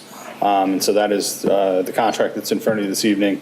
Slight changes in the rate structure, but overall, we're still getting excellent return on our investment here. Okay. Any discussion from the board? Clerk Guthrie. I have a few questions. Thank you, Supervisor Hendrickson. Can you or the attorneys give an example of fees that go beyond the monthly rate that we read in the contract? You know, so off the top of my head, a couple of things that have popped up recently are the work on the liquor licensing was sort of billed separately. And so the way they do it, and I'm gonna dumb this down a little bit because I'm learning it as well, but there's a certain amount that's written down based on the contract, and then it's billed on an hourly basis for these items that are outside of specific lanes, like there's community development and clerk's office and manager's office. And so these unique topics that come up, those are the things that are typically billed more on an hourly basis, above and beyond the retainer. But there's a markdown throughout each of those based on the retainer for how much is like X dollars is automatically for that department that month. Kind of thing. So it's not a basic question, it's when that basic question turns into additional work, like That's the cemetery easiest- ordinance or liquor That's the licensing? easiest way to explain it, yeah. Okay, all right. And then, do you know what the total cost of services was in 2023? I don't, but I'm happy to follow up on that number for you. Okay. And then, in the document, it talks about in the contract, it talks about a conflict of interest document and having one signed if a conflict of interest is presented. Have we had that? Have we ever had a conflict of interest agreement signed with Fahey Schultz before? I'm not aware of one. There was a previous clause in the contract, given that the previous manager's son-in-law worked there. And that was acknowledged in the contract, but I do not believe there was a formal. It wasn't a separate document, it was just a clause within it? Correct. Okay. I'm not aware of an actual conflict document we've ever had, unless you can think of one. Clerk Guthrie, I'm also not aware of a conflict document. What may arise or what arises in some other communities, for example, we might represent a township, and that township might be part of a fire authority. Then the fire authority wants us to represent them as well. So we would say, well, can we fairly represent the individual interests of that authority and that individual township? And if so, then we can proceed through and give a conflict waiver for that. Here in Meridian, the other context that comes up a lot is in the drain world, because we have one of the most robust, we have the most robust drain work under the drain code, and we represent the majority of drain commissioners in the state. So if the drain commissioner is doing a project that's impacting a township, that can sometimes lead to just conflict concerns, just letting folks know that we're in different pieces of the pie or project, so to speak. We do not represent the Ingham County Drain Commissioner, so that is one place where you may have seen conflict letters, and just given the representation, it hasn't arisen, and so I'm not aware of it either. So if something does arise, you would alert the manager, and then the manager would alert the board, and then something would be done about it if needed? Correct. Okay. Thank you. Those are all of my questions. Thank you. Any other questions? I have a small technical question. In the June 4th packet that you provided, you gave us the contract that was signed on May of 2021. And it appears as though that contract was signed by former Supervisor Stika. The contract provided in our packet this evening is acknowledged and agreed to by their township manager. I'm curious the rationale for changing that. You know, it's interesting. I think I went back through this and they bounced back and forth depending on which extension it was. And so we're happy to switch it back to the supervisor, not a problem. I think they probably just pulled the template from the original contract. Okay. So I think this is the third extension, I believe, and I think one has been supervisor and one has been manager each time. So we'll make that change and have the supervisor sign it. Thank you very much. Okay, any other questions? Seeing none, we'll need a motion. Trustee Wilson. Move to approve a 2-year extension of the legal services contract with Fahey, Schultz, Burchick, and Rhodes until July 1, 2026. Support. Supported by Clerk Guthrie, moved by Trustee Wilson. Any further discussion? Seeing none, will the clerk please call the roll? Trustee McCurtis. Yes. Trustee Sutton. Yes. Trustee Trezise. Yes. Trustee Wilson. Yes. Supervisor Hendrickson. Yes. Clerk Guthrie votes yes, and Treasurer DeShane. Yes. Motion carries 7-0. Thank you very much. Next up on our agenda is item 12D, draft liquor. It's A in the packet, it's actually D on the agenda. Draft liquor license ordinance for introduction, 2024-05. And before us this evening, we have Neighborhoods and Economic Development, oh my gosh, I'm getting tongue-tied tonight. Neighborhoods and Economic Development Director Amber Clark. Good evening. Oh, we are bringing it back. So at our last May 21st meeting of this year, the board gave us an extension on the moratorium for liquor license. So we have paused issuance of any new liquor licenses in Meridian Township for the moment while we went back to some pen and paper and redrafted this ordinance. Thank you to Mr. Kushel here. So tonight we are introducing the liquor license ordinance as presented. There were some changes, and at the last board meeting, you asked for a resolution for fee structures to see the fees associated with the licenses. Here to answer some questions when you have them. Thank you very much, Director Clark. Board members, we have a nice shiny new ordinance to review, as well as a fee resolution to follow that was down a little bit further. Do we have any comments or discussion on the new ordinance? Clerk Guthrie. Thank you, Supervisor Hendrickson. Can you explain why, I mean, I understand, I looked at the fees, the comparisons that you had, and the high and the low, and it seems like you landed in the middle. Can you explain why it's not at the higher end rather than in the middle? I will definitely let Mr. Kushel join in for any of the legal things, but essentially fees in government are associated with the time spent in order to process that for an entity or an individual. So as much as my heart desired to have a license fee that was close to the market price of the license, because I view it as an asset, is a thing that the township owns. If we had a township vehicle, we wouldn't sell it for very far less than what the market would take. But in this case, that's not legal. So I'm not allowed to do that. I am only really allowed to associate fees with the work it takes in order to process. So we sat down with community planning, police and fire, myself, and went through essentially kind of like how much time does it take individuals to do the work to process, and then took the essential like hourly rate and rates of police officers, rates for myself, came up with a middle cost. Okay. And I have several questions around proximity. It seems like proximity of where the liquor licenses are in several different areas, and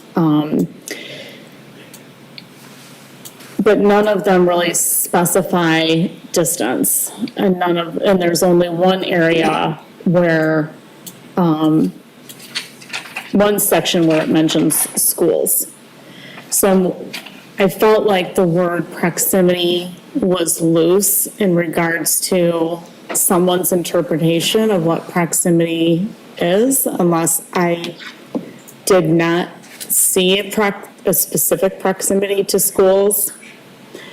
And so I felt confused with proximity because it appeared in several different locations, and I felt like it could have just appeared in one area defining what proximity is, and putting all of that into one section. And in regards to schools, I'm going to use this as an example. There's a liquor store next to the high school. The high school moved over there. The liquor store was there first. If the liquor store goes belly up and that license is available, I'd rather not see the license be reissued at that store that's next to the high school. I'd rather see it be issued away from a proximity that's more appropriate within the distance of a school district. I don't know if that's possible. I didn't see anything like that in this ordinance, if that change can happen at all. So I think state law requires a specific distance from any licensed holder from a school. I believe it's 500 feet, but I'm not exactly, okay. So I believe it's 500 feet. So anyone who is going to apply for a liquor license in Meridian, that would apply to no matter what the classification of license.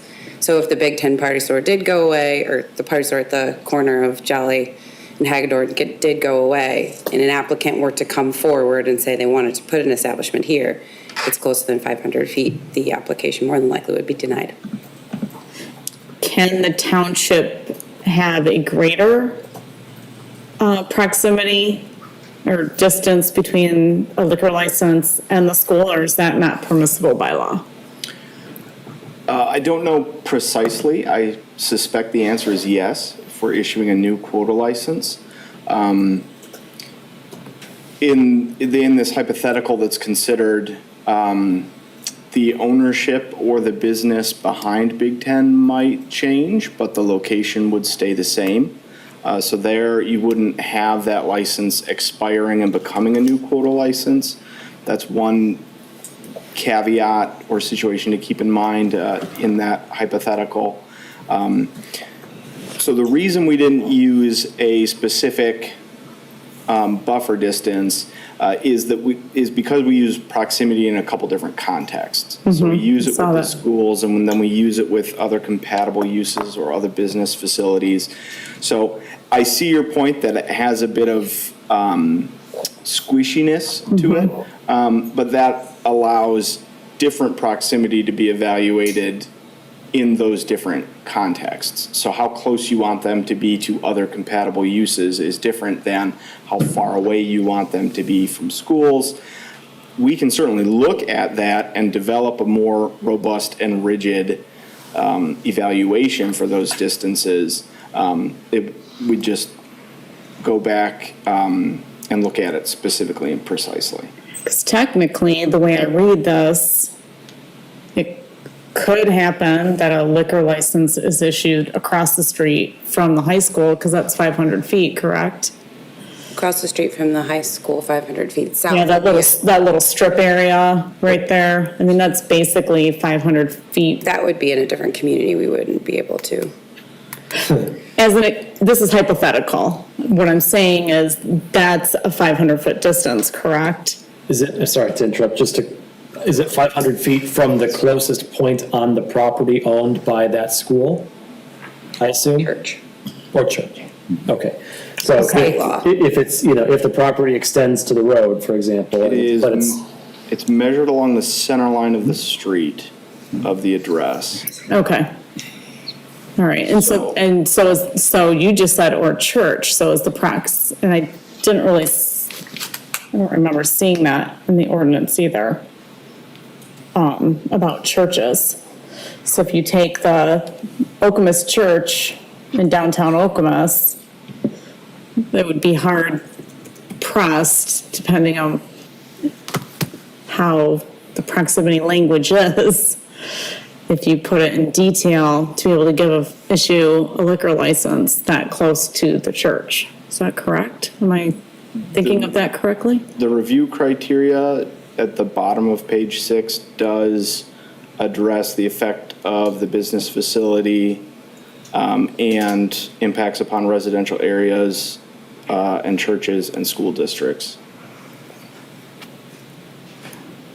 What page is that in the packet? Do you know, the overall packet? 293. Thank you. This is the new packet. Right, yeah. And it's Page 6 of 13. item 2D on that page.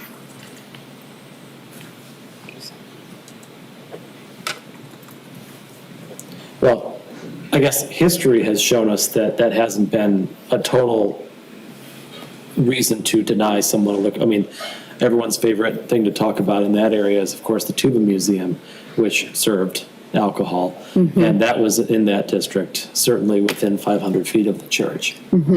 So it is possible. It's not a, direct, it doesn't, it's not the sole thing that can knock someone off of Correct. gate one. I actually believe that the entity can reach out to the church or school, and if they're granted permission, then the license can be issued. Because we had the conversation in Hazlet when a potential property owner wanted to do a bar near Raleigh Elementary. And so the process then is for them to get a letter of approval or some sort of kind of conditional yes from the property owner before they would come to the township for a request. So the onus is on them. Yep, so if the church or the school were to say yes in that sense, then that would negate that whole proximity. Part of the reason we added, at least from our department, added proximity is because we have several small businesses requesting licenses that are kind of in all one area. And so if we're packing all these licenses for liquor establishments, we're not really spreading it out and it's not making it very fair. High Caliber has 2 liquor licenses. We issued another one to the new golf place, but we have an empty restaurant. So how many more liquor licenses should we be granting to essentially like the CBL property or that acreage without thinking about what kind of business is actually going to attract, how many people are they going to hire, and how many people are going to come to that establishment that's going to continue to bolster the economics. So I think, and thank you, Matt, for letting me get on my soapbox quite a few times, but this ordinance allows me to take kind of an economic approach when looking as a competitive review, because we don't have licenses just keep coming. We have a limited number, and that number is limited by our population. Even if our population were to go up an additional 10,000, that's only 4 new licenses. So it still keeps us in a very competitive number of licenses to issue. And so I needed a more in-depth criteria to be able to compare one license request to another and to be able to see that I'm not making a recommendation to issue the same types of licenses in the same areas. And just to further bolster Amber's point, I was chatting with Bill Fahey about what we had going on in the township, and he recalled putting together the first ordinance and indicated that there were no new permits at that time. So that wasn't really a consideration of the board when it put together that first framework, which again is another reason why this ordinance is more robust, has those additional review criteria and factors for the township to consider.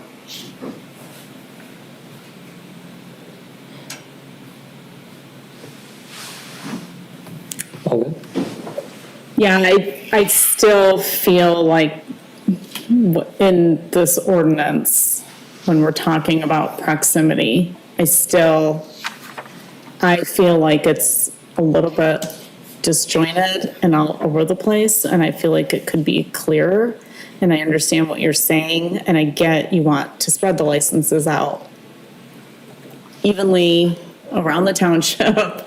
And if it's in proximity of X, Y, and Z, then they possibly have to get permission from someone to, I feel like how you said it is better than how I read it, if that makes any sense. Like, it was much more understandable how you explained it to me tonight than the different areas where I kept seeing proximity in the document. So I just wish it were more in one area than spread throughout, and me trying to figure out proximity for this, proximity for that. Okay, now on this page is proximity for this thing. You know what I mean? Like, you explained it so much more eloquently, I just thought, tonight. Thank you. I think we're probably going to we have some additional agreements to make. We could possibly even make an additional policy that kind of explains the thought processes behind this. This is very legal jargon, and I'm no lawyer, so that's probably why it sounded like a normal person said. I mean, sorry, lawyers. Average Joe said it. Sorry, totally normal. Other board members? Well, I think, just to add to the discussion about the proximity, I think the section that you were referring to that relates to schools, I think you have to read that sort of as a whole paragraph, right? Where the township board determines that the proposed location is inappropriate because of 7 other criteria, proximity to schools being one of them. And so, my question is, the question I think that comes before us is, do we trust this board and future boards to look independently at each one of these that comes before us and make that determination based on the circumstances? I think the minute you define it as a specific number of feet from X or a specific number of, distance from other licenses, you run into a situation where you could have the possibility of having inadvertent consequences that are not situationally specific, right? What if we decide that we want, the downtown Okemos area to be a place where, several microbreweries open. It's a haven for beer lovers, like Grand Rapids is. If we restrict ourselves too much by specifically defining in the ordinance, we will not have anything, within 20 feet of another license or whatever. We could possibly restrict ourselves from future possible economic development that might be interesting to residents of Meridian Township. Just spitballing, that's not a plan that we've heard. But as a hypothetical, it's something that could possibly happen. Right. And so, there's a delicate balance, I'm sure Attorney Kushel would tell you, between defining something strictly in the ordinance and leaving it open for the possibility of situational decision-making by the township board in the future. So I'm in favor of the current language because it does give us that flexibility to consider each application individually and base that on the circumstances of the application in its entirety. But I appreciate the comment because I think it's important that we are very careful to make sure that we consider that proximity to our educational institutions, to our churches, et cetera. And I think this ordinance, as it's drafted today, gives us the opportunity to do so. Well, and knowing the 500 feet rule is important too. Any other board members? Okay. Yeah. Oh, I'm sorry, Just Trustee add that Trezise. I believe that the 500 foot from schools is state law. Yes. Right, yep. And so that's something we can't change. And this gives us the flexibility to consider proximity of more or less from other facilities to determine whether that's a good fit for placement. It's an evaluation situation, not an eligibility situation. So I think that's the difference between the two terms as they're used here. Thank you. Good point. So I am looking, and it appears as though we do not have a motion before us this evening. Looks like, unless I missed it somewhere in here. You didn't, it's for introduction, I'm sorry, I thought I could not have a motion, so. I believe we still have to have a motion for ordinance introduction. Oh. That's generally how we've introduced ordinance changes in the past. So, and I fear that this is a relatively technical motion. So it may be one that we may want to, We may want to take a moment here and let our staff have an opportunity to craft a motion that will afford us the ability to do this right so that we don't get sued down the road for some ridiculous technicality. So with that said, we'll recess for 5 minutes and we'll come back at 8:27. We stand at ease.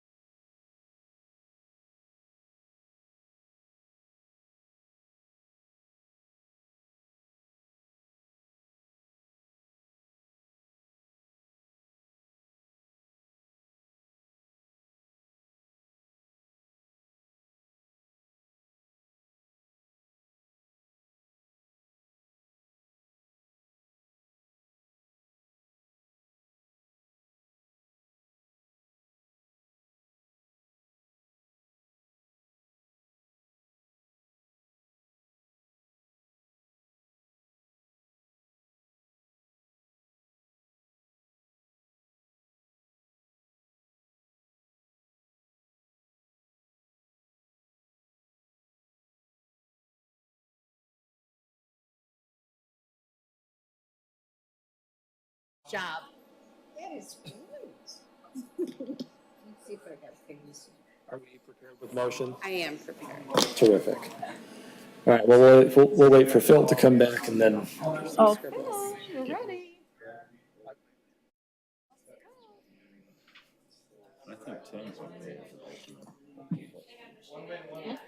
And like your question, Deb, that you asked.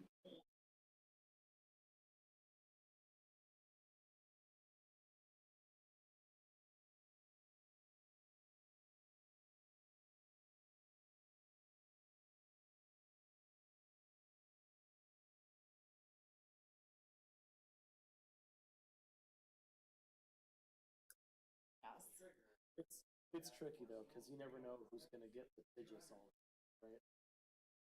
With one company, they can all those. And I didn't want. Has put them up freezing, but really. Please. But.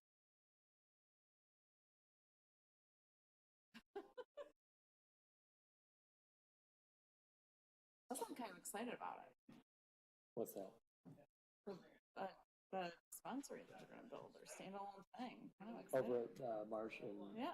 I'm kind of excited. All right, we'll bring us back to order at 8:28. And it sounds like we might have a motion to go forward with. I apologize. So the motion for for item 12D is motion to introduce ordinance 2024-05 to regulate liquor licenses as presented for first reading and subsequent adoption. I don't suppose you have that in an email or on paper that you can hand to someone? I do have it. That might be It's not the helpful. worst handwriting, but it's the ones with the asterisks. Yep. Not the worst. And as the closest in proximity to Director Clark, we'll go to Trustee Trezise. I move to introduce ordinance 2024-05 to regulate liquor licenses as presented for the first reading and subsequent adoption. Support. Moved by Trustee Trezise, supported by Trustee Wilson. Any further discussion? Seeing none, will the clerk please call the roll? Who am I on next? Trustee Sunland. Yes. Trustee Trezise. Yes. Trustee Wilson. Yes. Supervisor Hendrickson. Yes. Clerk Guthrie votes yes. Treasurer DeShane. Yes. And Trustee McCurtis. Yes. Motion carries 7-0. Thank you. Thank you very much. For your hard work on this. I have my notes. Please email that to me. I couldn't write fast enough. Thank you. Thank you to team drafting motions on the fly. Next up is agenda item 12E, White Hills Lakes South Number 1 Streetlight SAD, resolution number 3. We had a public hearing on this topic, and we have before us a motion to approve this district. This is the one we are okay with moving forward because we did not receive any public comment on this. Any discussion from the board? Seeing none, do we have a motion this evening? It's way back up now. Gotta go back up. Yes, since I'm Clerk here. Guthrie. It's page 61 of the, 12E, right? yes. Okay. Move to approve the White Hills Lake South Number 1 Public Street Lighting Improvement Special Assessment District Number 428, Resolution Number 3, which approves the construction of the public improvement, the estimate of cost and defraying the cost by special assessment, determines the special assessment district, and directs the making of an assessment roll. It's been moved by Clerk Guthrie. Does it have a support? Support. Supported by Treasurer DeShane. Any discussion on this motion? Trustee Trezise. Are we sure that's the right? It is. I was following along. Okay. I'm trying to get back to the right section to figure out which one we're, okay. Yep, so That this was is my for only White question. Hills Lake South Number 1. Any other discussion? Seeing none, the motion is to approve the White Hills Lake South Number 1 Public Street Lighting Improvement Special Assessment District Number 428, Resolution Number 3, with the rest of that came after it. Will Clerk Guthrie please call the roll? Trustee Trezise. Yes. Trustee Wilson. Yes. Supervisor Hendrickson. Yes. Clerk Guthrie votes yes. Treasurer DeShane. Yes. Trustee McCurtis. Yes. And Trustee Sunland. Yes. Motion carries 7-0. Thank you, Madam Clerk. Next on our agenda is item 12F, White Hills Lake Subdivision Number 7, Streetlight SAD, Resolution Number 3. We did have a public hearing earlier this evening on this topic and received some public comment, which it sounds like we may want to go back and address, but prior to bringing this forward for passage. And so there's been a suggestion by our staff to introduce a motion to table agenda item 12F. And before we do so, we will hand things back to Deputy Manager Dan Opsimer. Thank you, Supervisor Hendrickson and board members. So just briefly before you table it, because that will cease all discussion on this item, What I would like to make you aware of is there was a miscommunication between consumers and the developer back in the day as it relates to this streetlight SAD. So the pedestals where the streetlights would be located are in the ground today. The developer requested that of consumers. Consumers did not verify with the township as to where we were with the process. However, that being said, I will talk to consumers and see if it wouldn't be possible to relocate those without any additional cost, knowing that the township did not get any notice from consumers. So I will attempt to have that conversation. And then the other thing that I would just make you aware of, I did take a picture of the green card in question from the one member of the public who commented with questions, and I will give him a phone call tomorrow or an email and just explain, give him an explanation for each question. Predominantly his questions were overarching for all streetlights, and they're all funded through this same exact mechanism. The funding is generally the same after year one, but of course the year one costs, as we discussed at your previous meeting, are higher for this streetlight SAD because they chose perhaps, well, among the most expensive poles and fixtures. Now, there was a reason for that. I do believe that the property owners want them to mirror the streetlights on Pine Hollow Drive, and that's what these two streetlights do. With that, I'm happy to answer any questions before you table this, and we will bring this back at your next board meeting. Any questions for Deputy Manager Opsma? Seeing none, then the suggestion is to make a motion to table this agenda item 12F. Do we have a motion? I move to Trustee table the proposed motion for 12F, the White Hills Lakes number 7 Public Street Lighting Improvement Special Assessment District, number 429, until we can bring it off the table at the next meeting. Support. Supported by Clerk Guthrie. Any discussion? Maybe a non-debatable motion, actually, now that I think about it. So there will be no discussion on this motion. All those in favor of laying item 12F on the table until our next scheduled meeting, please say aye. Aye. Any opposed? The motion carries. All right. Robert's Rules was worth something. Yes. All right, agenda item. We don't have to talk about this at all. Agenda item 13A is the 2024 Community Survey Draft Approval. And for this, we have once again before us Director Amber Clark. Director Clark. Who are all these tall people who I work with? Not me.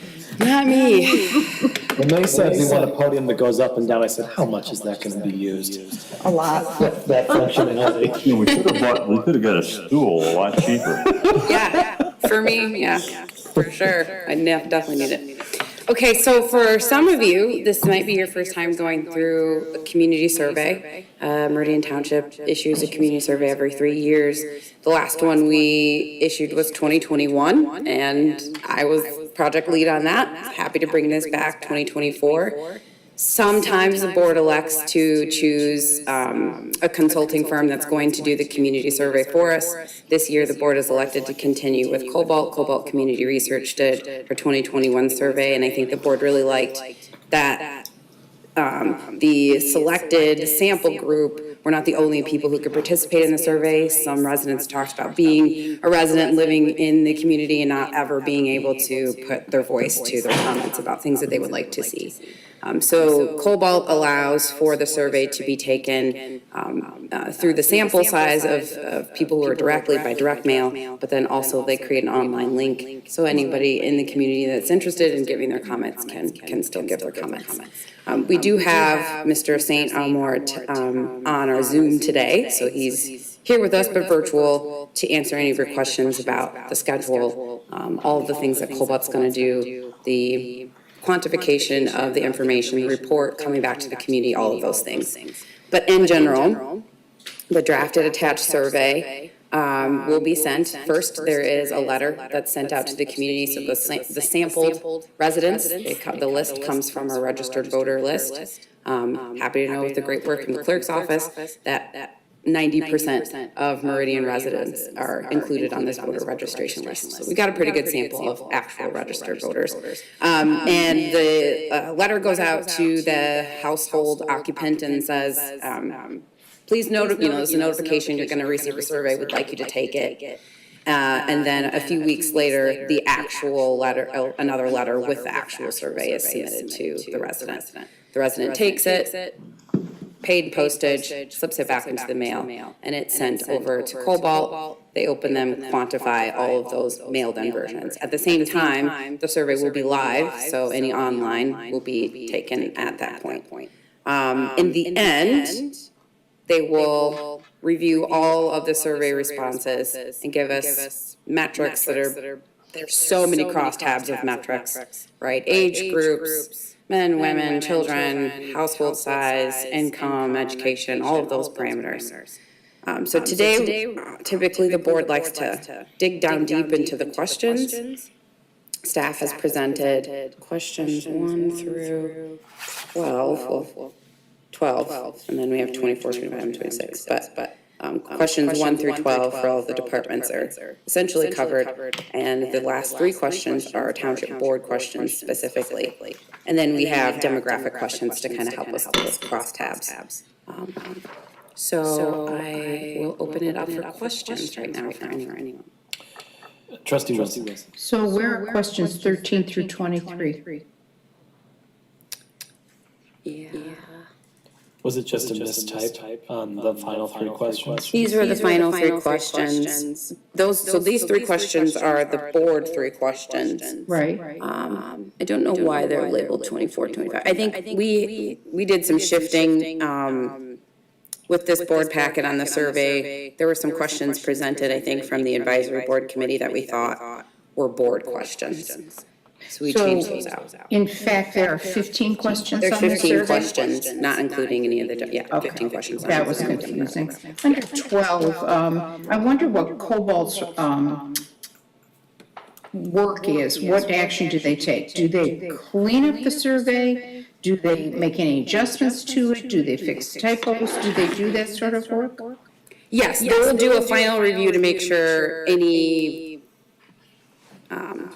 misspelled words are checked. But as far as the actual question structure, if we have an issue with that or we want the question to be clarified, we should let them know. So I paid particular attention to the 3 questions about the senior center. Immediately above that question 12, the second box down on the left, small businesses, expansion of medium businesses. You're missing an and in there. Okay. Or slash or something. Okay, and then question 9, what use would you like to see in the reimagined Meridian Mall space? It has no relevance to question 8, it has no relevance to question 10, and I don't know what the reimagined Meridian Mall space is, and why we're asking a question about that. So we're asking a question, we're looking for comments from the public on what they would like to see other mixed uses as the mall. So we didn't want to define it as commercial because the mall is already commercial, and we thought that would be too broad. We wanted to kind of break it down into what other possible uses outside of commercial would be something the community was looking forward to. But we have no control over that property, so why would we ask a question about that? It's in our Corridor Improvement Authority District, and so we will end up being partners, hopefully, with the mall on redevelopment. So then you have to reframe that question because it doesn't make sense. Okay. What use would you like to see in the reimagined, it needs a clause before it that explains what this question is about. Okay. Because it just doesn't make sense there. Those are my comments, thank you. I think you're meeting us, well, this is discussion, we're not actually approving this tonight, so. At the very least, I agree, that question was confusing. Very. I think, what would you, the way I framed it, because I think I understood where it was going. I think you might better say, what use would you like to see in a reimagining of the Meridian Mall space? That at least makes it grammatically sound and puts us in a place where it's less confusing because, it postulates the possibility of a reimagining of the space as opposed to there being a plan and therefore what is the plan? We'll go back to we'll go back to that and clean that one up. Sure. Similarly, the list of items after research park, pretty broad. And it may be that should be broken down in different ways. Yeah. Because a brewery and a laboratory. I think feasible. Those are actually approved types in the research park category. I understand that. For zoning, yeah. But there's a significant difference between having office space and having a brewery. I mean, they may be allowed from a zoning standpoint. It doesn't make as much sense to clump them together in an answer to a. Yeah. It's not that they don't belong under research park, it just, that doesn't come across very sensibly in that group. And while you're adding buttons, why not put residential in there? Some malls have been repurposed for residential. So we left residential out because we figured that was a given. I don't know why that would be given. I think since it's traditionally been commercial space, I don't know that anyone outside of this room who doesn't deal with zoning on a daily basis might make that leap. It might be worth bringing that in since. We can do residential. Yeah, I struggled with brewery and lab too. The best I could think is that they both involved glassware. Treasure to shame. I'm looking forward to the results of this survey because particularly as it pertains to the community center, but I think we're missing an important question there. 24, 25, and 26 are good questions. I think we can combine. I think 25 is sort of duplicative.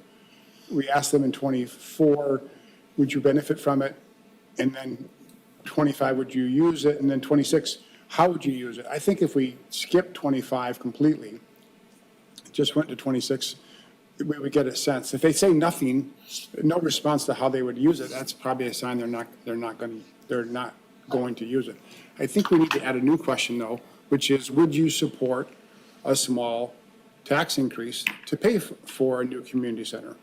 We did this before when we put the road question before voters, and it's easy for people to say, yes, I want this, but another question entirely to say, yes, I want this and I'm willing to pay something for it, because there is a cost for it. There will be a cost for a new community senior center. We don't know that amount yet, but we know that it's not going to be free. And we know that we've got $5 million now, and it's likely to need many times that to build this. And we also have operational costs.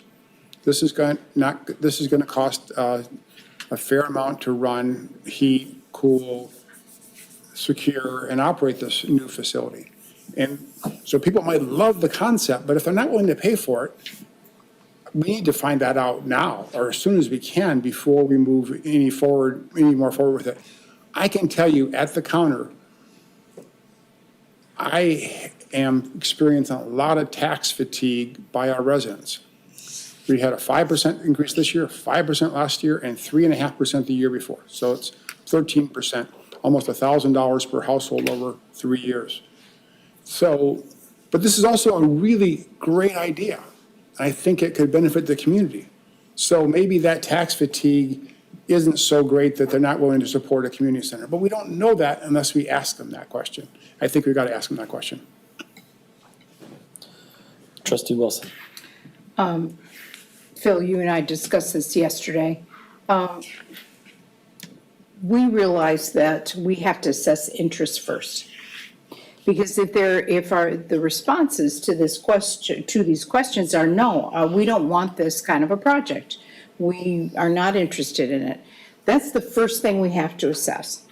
In discussion with, and Phil, did you talk with our consultants about this today? I did talk about it, yeah. Okay, and our consultants have said if you put in a question that says, will you accept a small millage, you immediately raise the specter of, oh, this could cost me hundreds of dollars a year. And people do not have any perspective because we don't know what the number is.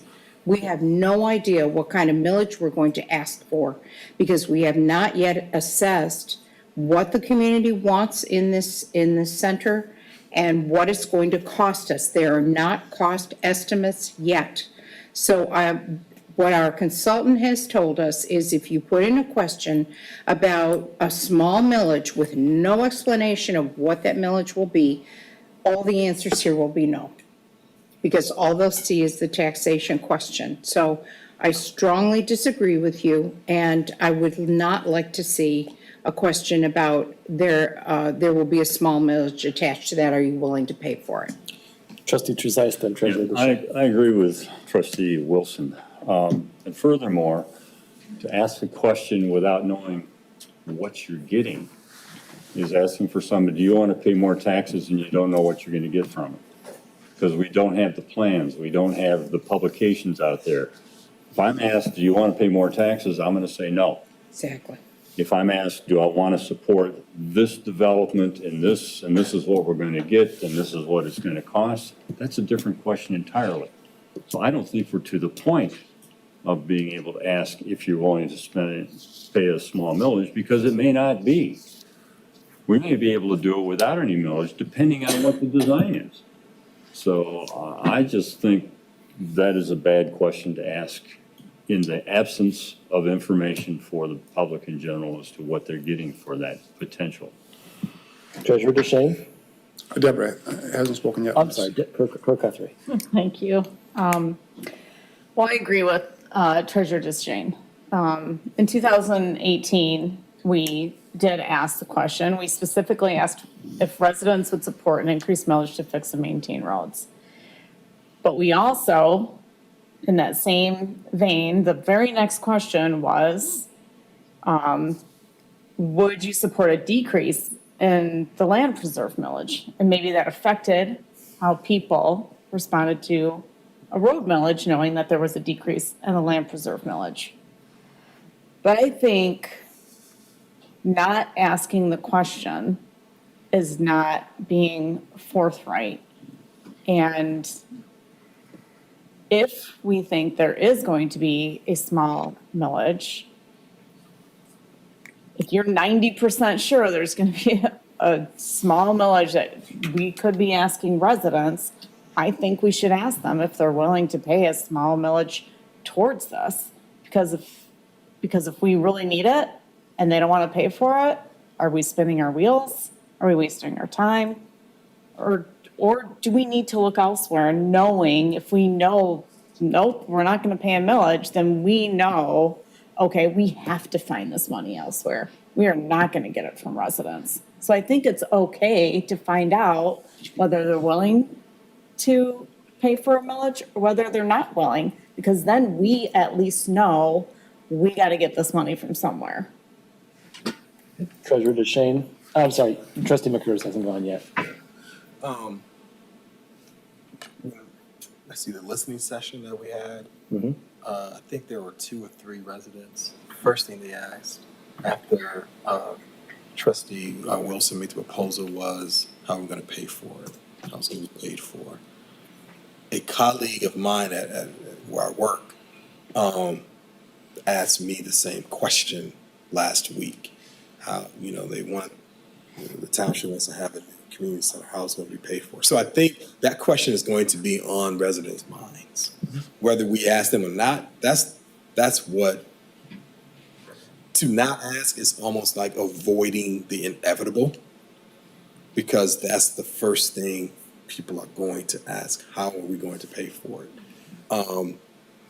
Do we have to pay for it through taxes? That's the first thing residents think anyway. Is it going to be paid for through taxes? Because that's one of the biggest ways you generate revenue to pay for a public, a public building, a public center, or what have you. So I think that it would be a good idea to ask the question, because for us, it's about being transparent. And, okay, let's say if we ask the question, but it turns out that we don't have to have a millage. That's icing on the cake, but we do have to, I think, ask that question, because that's the first thing that's in the resident's mind. Trustee Sunland? Yes, and I echo what Mr. McCurtis said is that transparency, I think, is really the issue. And when else could we ask the question? You know, it's 3 years from now that there's going to be another survey. So, you know, again, transparency, I think, is the issue. If we're going to at all think about increasing some taxes to help move this community center along, I think we need to be transparent.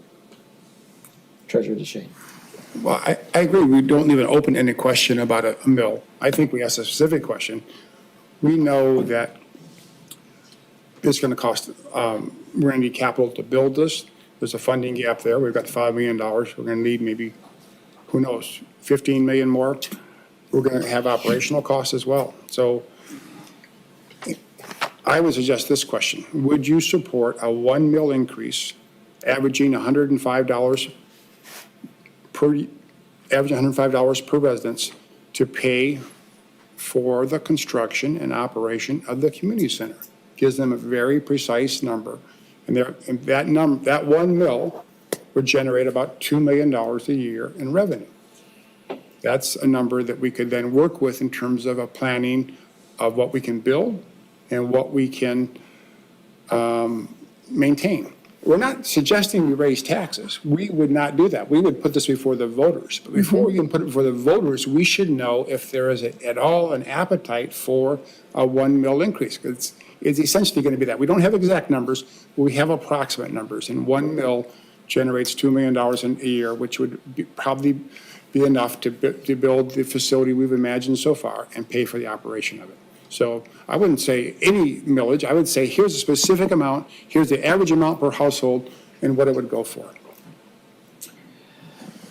I want to take a moment before, because I haven't had a chance to weigh in on this. I believe it is incredibly unwise, given to put a question like this before the public, given that we don't know what the cost will be of the final facility. We don't know what the public wants to see from this facility, right? We don't know what we're going to be able to get from federal grants. We don't know what we're going to be able to get from county grants, and we don't know what we're going to get from philanthropic efforts, right? Right. And so right now, we have $5 million from the state. That's about what we know. We've got somewhere in the ballpark of $150,000 or $200,000 left in ARPA funding that we have dedicated that we haven't used with our consultants. We have an application that we know has been shortlisted with Congresswoman Slotkin that is up to $7.5 million. We know that there is interest in the community from some of our very wealthy citizens who would like to contribute to a community center. And so all of that and we don't know what the total price tag of such a facility would be. We also know that there are several millages that are falling off. Correct. That could be repurposed. So it would be not a tax increase, but a tax neutral value if we were to reallocate the mills that were in those funds for an operational and debt millage for this purpose, right? We could very easily see the fire station millage falling off in a year or two. Perhaps we're not paying for Ready Ride for that reason. Perhaps we're making a deal for that. And we've got a senior center millage that we already have on the books. Those three combined, once they fall off, could very well cover our operational costs. We don't know. There are so many unknowns that to put a concrete number in front of people is going to be how they will judge this, and they will not see anything beyond it, I fear. Right now, one of the biggest expenses in what I've seen from the proposed plan for a community and senior center is a massive gymnasium with basketball courts and pickleball courts. We believe that this is going to be a major draw of this facility. But there's a question on our survey, and we may find from our residents when they fill that out, that that is not something they're interested in. And to remove that from the project would dramatically decrease our costs, dramatically. We'd be able to do a completely different project. And so I worry that, if we think it's several times more than the $5 million, that very well may be. But it may not be that many more times, and we may be able to cover it with some combination of state grants, federal grants, philanthropic efforts, capital project funds, and rededication of millage. We don't know yet what the total cost is. I saw Trustee Wilson and then Trustee McCurtis. I would also like to mention that at no time at the task force have we discussed a concrete number of 1 mil. In fact, 1 mil is not, it's not something that has even been discussed. So putting a hard number like that in front of people is not going to help us in any way if we choose to move forward with the center. I will tell you that we at the task force are at the point where we have a conceptual plan.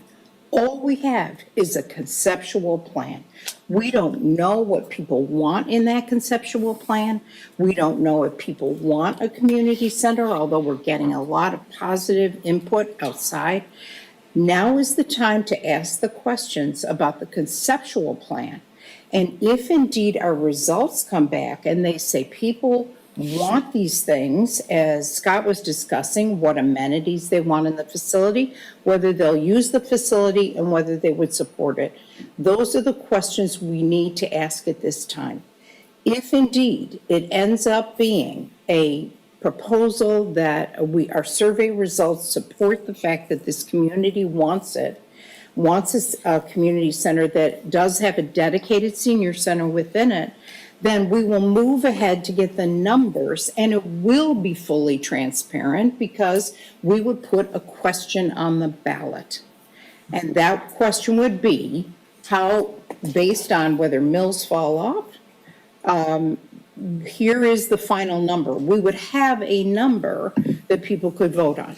And then they get their second opportunity to say, yes, I really love the idea of a senior center, and I am willing to pay that for it. But they may not want to. And so it's the second opportunity for the community to tell us how they feel.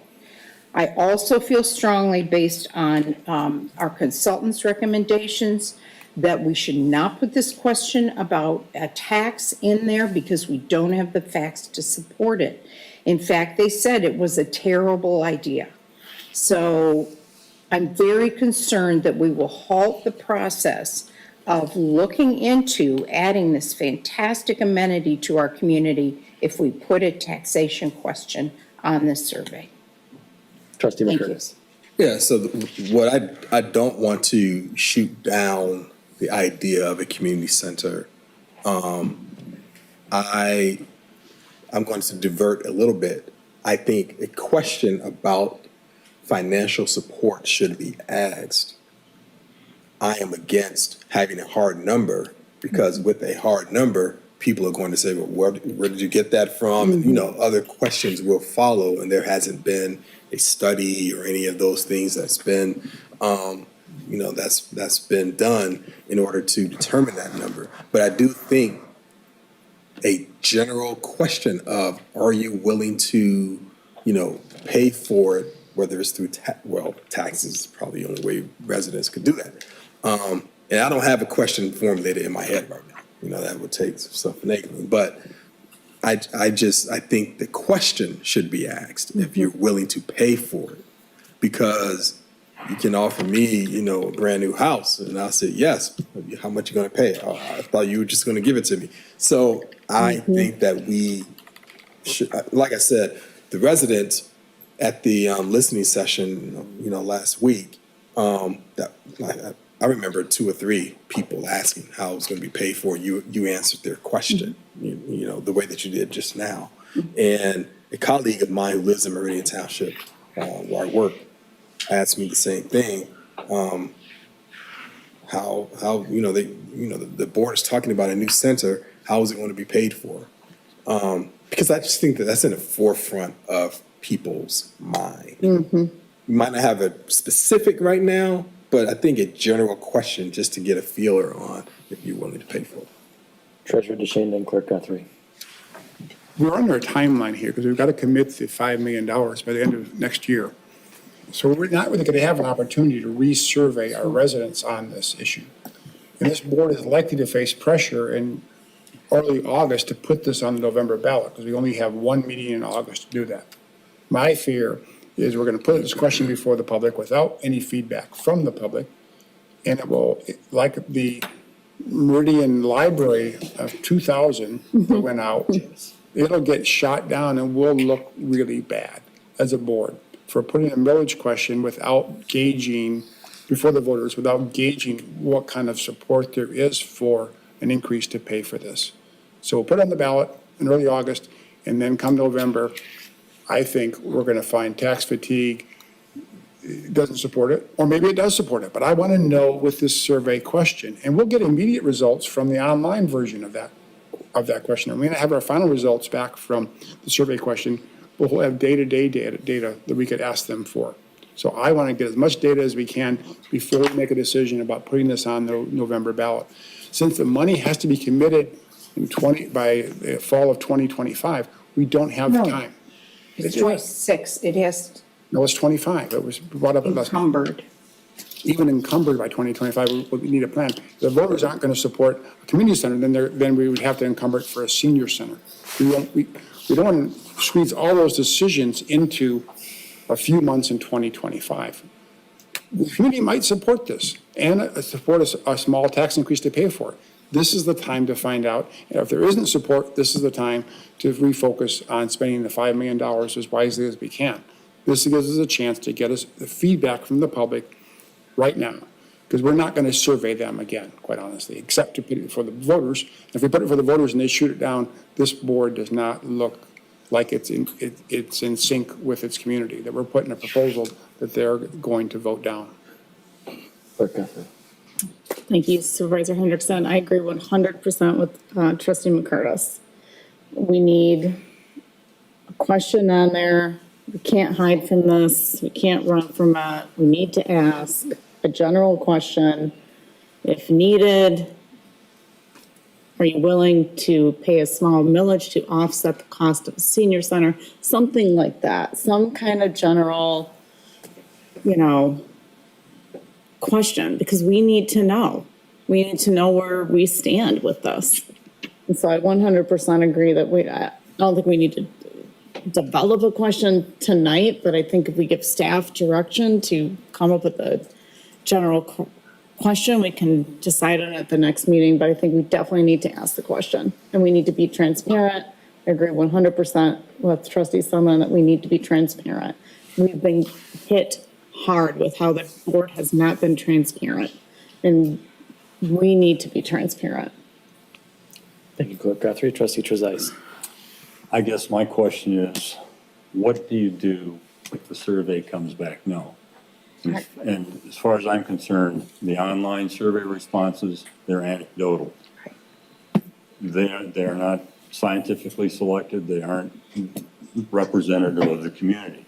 So they're just people who want to register their opinion. So I don't put a lot of weight in the day-to-day responses online as much as I do to the selected individuals who are statistically significant. But I guess the question is, if they don't know what they're buying, and I'm not even talking the amount, if they don't know what they're getting out of this, how are they going to vote rationally? And if we say, if you vote no, we're not willing to pay any millage on this, are we going to just throw our hands up and say it's out of the question, or do we develop something and try to sell it to them? I think it's too early to be talking about nebulous or inexact numbers or just sort of feel type questions about will you support this without having a strong plan as to what they're supporting. And again, as Trustee Wilson said, it will all have to go back to the public once the plan is designed, the finances are calculated, we figure out where our sources of money are that don't increase taxes, and then we can give them a full plan. I don't want to keep it a secret, but we're not there to know what the number is, or even close to knowing what the number is. Thank you, trustee Trezise. Clerk Guthrie. And in response, thank you, we will know if we can take it back to the public or if we have to take it elsewhere. And I think the board should know that. What does that mean, take it I think elsewhere? it's I can't say that word. Philanthropic. Thank you. Efforts, more grants, other places, but I think it's incumbent upon this board. I understand where you're saying we're not really sure what's going to be in it, but we're not stupid people. We all know what a community senior center is. We can envision a community center as a gathering space where you do stuff, and there's gonna be stuff there. And there's a question in here that has ideas of what that stuff is going to be, same with the senior center. So we know senior center does this, community center does this. We pretty much have an idea of what it is. Maybe we don't concretely know if it's gonna be a pickleball court or a basketball court or how big a stage is going to be, but we pretty much have a generic idea of what a community center is. The public pretty much knows that we don't have 100% of the funds to make this happen, and they pretty much know that we're probably gonna ask them. So we should put it in the survey. Like trustee Sunland said, we're not gonna have this opportunity to survey them again and ask them this question. Treasurer DeShane. I think that with question 24, we asked them, would the township benefit from a multi-generational community center and where it would go? Question 26 shows the features of it. It's got eight of them there. Recreational facilities, low impact workout, large auditorium, community meeting space, dedicated senior area, dedicated youth space, warming kitchen, multi-purpose space. So we give them a very specific idea what this center would be. We do all but give them the graphic, and the graphics we're passing out at our listening sessions. So by eliminating question 25, and then I'm open to other questions that we just asked, would you support a small tax increase to pay for the construction and the operation of a community and senior center on the survey would give us some feedback? Would you, because people are either going to support the idea or they're not. And a small tax increase, our current millage after the homestead is about 60 mills, okay? So 1 mill is a small increase compared to the 60 that our residents are already paying. It wouldn't be a small increase. Or 3/4 of a mill, or a half a mill, or a mill and a half, whatever it happens to be. It is honestly described as a small millage increase. I think we should ask that question with the survey. And if not, our next survey will be to put it on the ballot. And my fear is we're walking into an unknown answer there. And we get clobbered over the head by people who are really experiencing tax fatigue right now. Or maybe it's such a great idea that they're willing to pay a little more for it. We don't know it. This survey question would give us really good data before we commit it to the ballot. Okay, so if I'm understanding where it sounds like the tenor of the board is, it sounds like there's a slim majority in favor of putting this question on the ballot, which again. On the survey. On the survey, pardon me. Thank you. Don't jump ahead here. That ballot's on the brain. It's my day job, I'm sorry. I disagree with it, and I think it's totally irresponsible to put a numerical value to it when we do not know what the cost will be. And I withdrew that. So, be that as it may, if we are going to instruct our staff or ask our staff to craft a question regarding the financials of this project, I would highly recommend that we include several caveats in that question that will better inform the public about the nature of how we are planning to finance this project. So something, and I'm just spitballing, so please forgive my poor wordsmithing, but something along the lines of understanding that there will be some increased cost to the township to both construct and operate a community and senior center.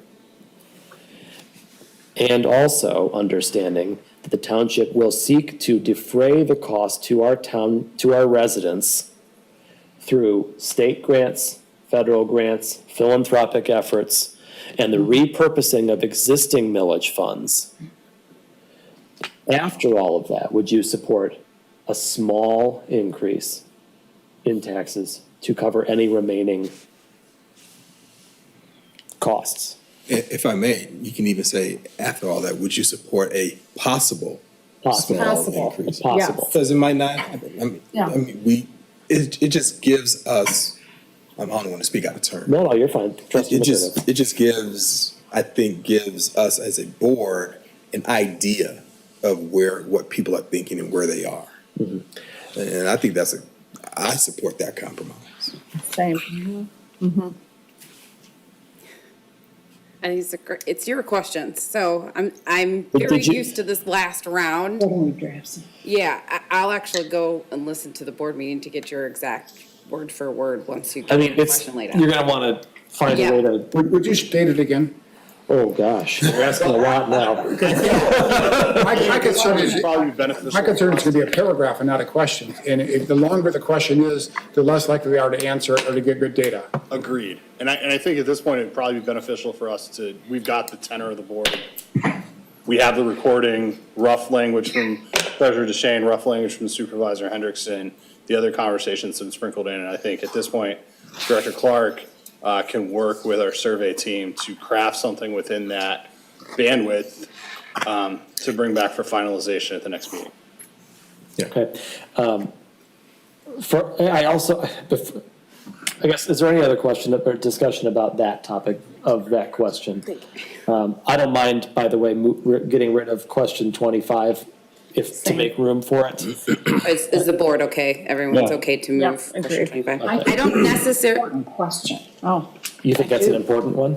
I don't think that there's like a limit, so this is not a very long survey. Our other one was, so like it could stay if you wanted it removed because you didn't like it as far as content or the question itself, definitely. But if you're concerned about space, I think it's acceptable to add, so it would be 15, a 16th One question. additional Yes, 16 is, under 20 is perfectly fine. All right. Then we'll keep it. We're keeping it then? Okay, so we'll keep 25. All right, and then anything that we do with finances, I'd like to be at the end, right? After what do you want to see in this thing? So that the money doesn't color what people are. And that's the advice of our consultants. You explain to them the concept, and then you can talk about the money. If you just lead with money, they're gonna say no. But if you explain the concept and then introduce the cost to it, that is what the consultants recommend. Our consultants Hang recommended. on, please, one at a time. And they also recommend to do it in a separate survey. We don't have time for a separate survey. That's the problem. We have to ask these in the same survey. Thank you. Trustee Wilson. I'm sorry, what was said today? You talked to the consultants I today? talked to them today, yeah. And what was the conversation He about said you this? introduce the concept and then you introduce the cost in separate surveys if possible. We don't have that luxury. So he said that we should introduce the cost? Well, I asked him about introducing the cost. He said you should discuss the concept first, then discuss the cost. He talked about the order of it. Discuss the concept, then discuss the cost. And he was Trustee Wilson. referring to the same As far as I know, yes. survey? That is not the message that I heard, but okay. Thank you. Cobalt does provide the community with a secondary survey. I'm trying to figure out your timeline to try to see if it could be useful. It kind of seems like the secondary survey would come after the November election. And if that is not useful to you, then it wouldn't be. But there is an opportunity to ask another question. If I'm being honest, I personally don't believe that this question will help us on this survey either, because as Trustee Trezise pointed out, the best we could do is unofficial, unscientific, online survey results, which if you've ever spent any time in the comments section on a news article or on social media, you will know it is not valuable data. And so, again, I oppose this as a concept. However, if we're going to do it, let's at least do it in a way that reflects the effort that the township will put in to defray the cost of this to our residents. Sure. Okay, I did have a follow-up question on this topic on the methodology. because we skipped right past the methodology and went right to the meat. Okay. So as I understand it, the methodology for the scientific survey results is they take the voter list, they select a chosen 400 or whatever the number is out of that list, and they mail them a letter. And that letter says, a future letter will come with a survey. And then sometime down the road, they mail them a second letter with a survey included in there on paper, which that person must then fill out, close, stamp, and return to Cobalt, not us. Correct. They don't have to stamp, it's prepaid. Okay, well, that's good. Yep. Because that's one of my concerns, is that people of a certain generation, they don't know how to send a letter, right? And you know, it's humorous a little bit, but it's true. I work in an office that primarily had been receiving things like that. I can tell you, people screw that up all the time. And so there is a method that I understand is available for people to do this online. Is there a way for Cobalt to provide the same service as a link or a QR code where they could have a unique identifier? It's something that was done in the census, as I recall, even, or maybe there were other surveys or ACS surveys that we get sent out from the federal government. There's a way for people to do a secure, online, and unique survey, such that, and we can get the results much quicker that way than waiting for. It's already in the letter. If you look at the sample letter, it's the 5th paragraph. But that's not what was explained to us tonight. What was explained to us tonight was, we're waiting for people to mail it back in. Okay, but Cobalt's letter there, the sample letter, which is page 306, you'll see they have the survey, please return the postage I see envelope. it, I'm looking at it. Or it may be completed online here, and then it gives them I'm guessing it gives them the code somewhere in there. So each letter that's mailed to a registered voter that's in the sample list, they have a specific voter or survey ID number. Yep. And that person can take the survey as a sample person online. And then their survey results are quantified in the sample section. And all of the online people are still set in the online section. So theoretically, everyone who gets this survey could just go to this link, fill it out, and we could have the data much quicker than they're promising. If that is their preferred method. The last time we did this, actually, most of the letters, I have Cobalt on the line, but most of the in-print letters were sent back that way. They opened it up, so, we received a survey at my house. I opened it up, it's much like the election voter registration, it's got the address on the back. So once you fill it out, you stick it in the mail, there's nothing else to do. It's very, very simple that way. So, I could have chose to go online, but I was like, well, I'm right here and I got a pen and paper, so I just fill it out.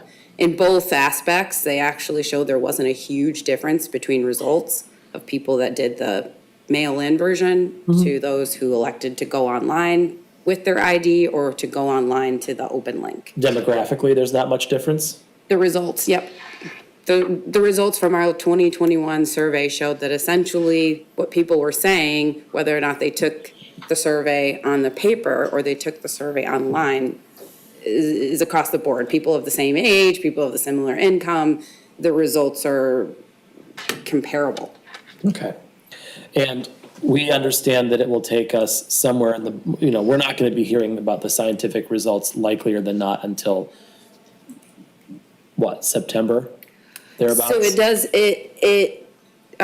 does take a few weeks in between results. However,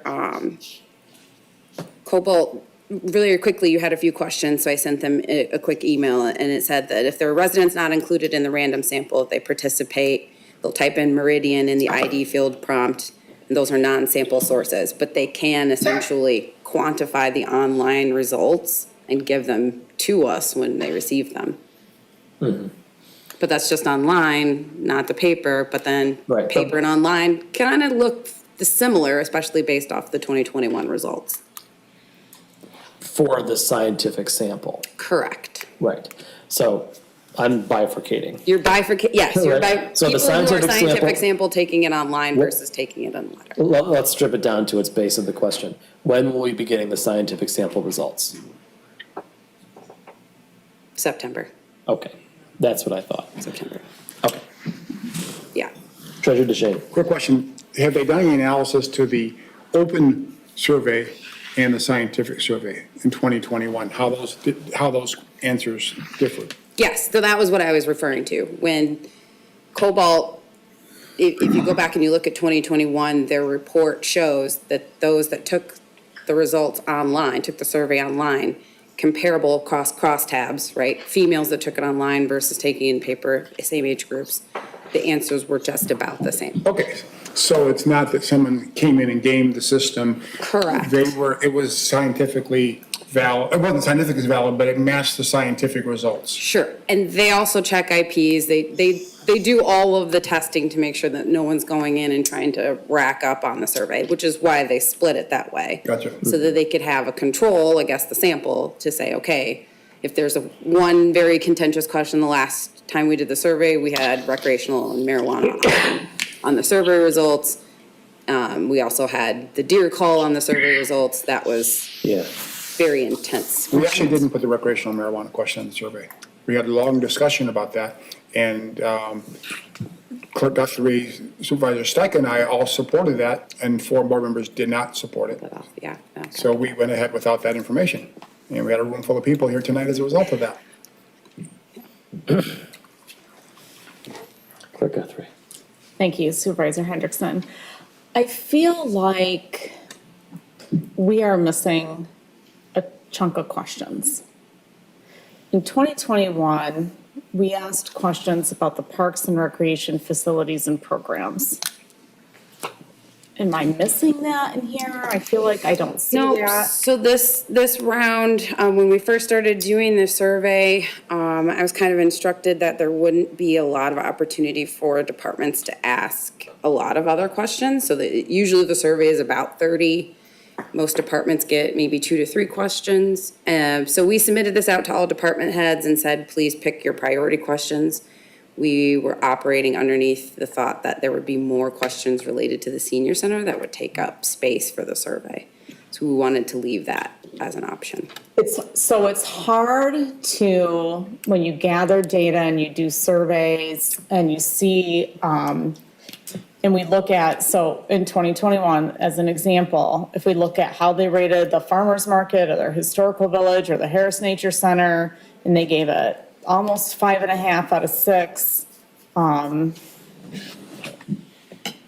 It's hard to know if we are doing a better job in creating greater services if we don't continue to ask the same questions. It's hard to have a overall matrix moving forward. And so while I understand the senior center, community center questions, those are board questions that shouldn't take away from department questions, because this survey right now is void of parks and recreation, and that's a lot of people move here for schools and the parks. And I feel like we should put those questions back in there about parks. And what alarmed me for the lack of parks and recreation questions in here is number 6, because we asked them to please rate the maintenance of Meridian Township facilities and grounds. And the ranking is for the Township Hall, the Okemos Library Cattle Branch, the Hazlet Library Cattle Branch, Glendale Cemetery and Recycling and Transfer Station. Nothing about parks, nothing about the Historical Village, nothing about the Harris Nature Center and facilities and grounds. And the way this question reads, it reads as if these are the only grounds that we have in the township and this is all that we maintain. And so that question made me look in here, well, where's the parks and recreation questions? And so then when I think it was Trustee Wilson pointed out, there's a chunk missing, 13 through 23. Maybe that's where the parks and recreation questions were 13 through 23. I don't know. But I feel like we should ask questions about parks and recreation. That's my opinion. I don't think we should leave out a large chunk of what we offer to the community out of the survey. So there were several questions that were removed from the 2021 survey. Again, Yes. we were trying to hold space for the potential of 15 questions. We were told the potential of 15 questions for the community survey. So I was trying to make it pared down and as best as I could, just following instructions. So I think several departments decided to forego some of those standard questions because we thought that the priority for the community center questions should take precedent. Treasurer DeShane. Well, since we have now 11 question opportunities, I would strongly support Clerk Guthrie's thought that we should bring these questions back. We'll get longitudinal data from what we got in 2021, 2018, and so forth. So I would strongly suggest we get 11 of those questions back, let staff decide which are the most valuable, but we need to know how people are valuing our parks, or which ones they value the highest. That's good information, and Clerk Guthrie's correct. People move here for our parks, so we need to find out how well we're maintaining them, how much people are valuing them or valuing them less than in the past, as well as facilities. How are we doing maintaining the libraries? How are we, town hall and other facilities? Okay. Are we in relative agreement on that? Yes. Yes. Okay. There's some concrete direction there. Limited. I don't think it should be, you don't want a survey with 35 questions. No, I agree. But she mentioned she had 15 questions held out for the community center. We used 4 of them. That leaves 11 questions. No, it wasn't 15 questions about the senior center, I don't It think. was. That's what she said. No. Hold some space. I mean, so we typically go about 30 questions for the community center. When I first survey. And when I was first brought back to do the 2024 round, the former manager said we needed to leave an option for about 15 questions for the community survey to really pare it down. So this is where we are. I did tell the staff that multiple times. And so that's why the staff questions from departments are very small and there's not very much in depth to those questions. I think you've heard that we can bring them back. We can bring them back, so we'll bring those back. Thank you. I have 2 technical things to mention. In the demographic information that comes at the end, you have which of the following categories includes your total household income last year. The second to last box says 72,901 to 92,800. The last box says more than 192,800. Oh, yeah, So, an additional one. yep, there's also a period instead of a comma in 72,900. That's in the third box, the middle box. And 2 questions below that mark the boxes that describe the people living in this house. There's an option for children aged 12 or under and children aged 12 to 17. Should probably be children aged 13 to 17, so we don't have people with 12-year-olds not knowing which box to check. Trustee Wilson. I'm guessing we want to see the survey again when we get those questions in and take a look at all the details of We're it. gonna have to, because this is discussion tonight, so, yeah. Clerk Guthrie. I also have a question, thank you. Number 11.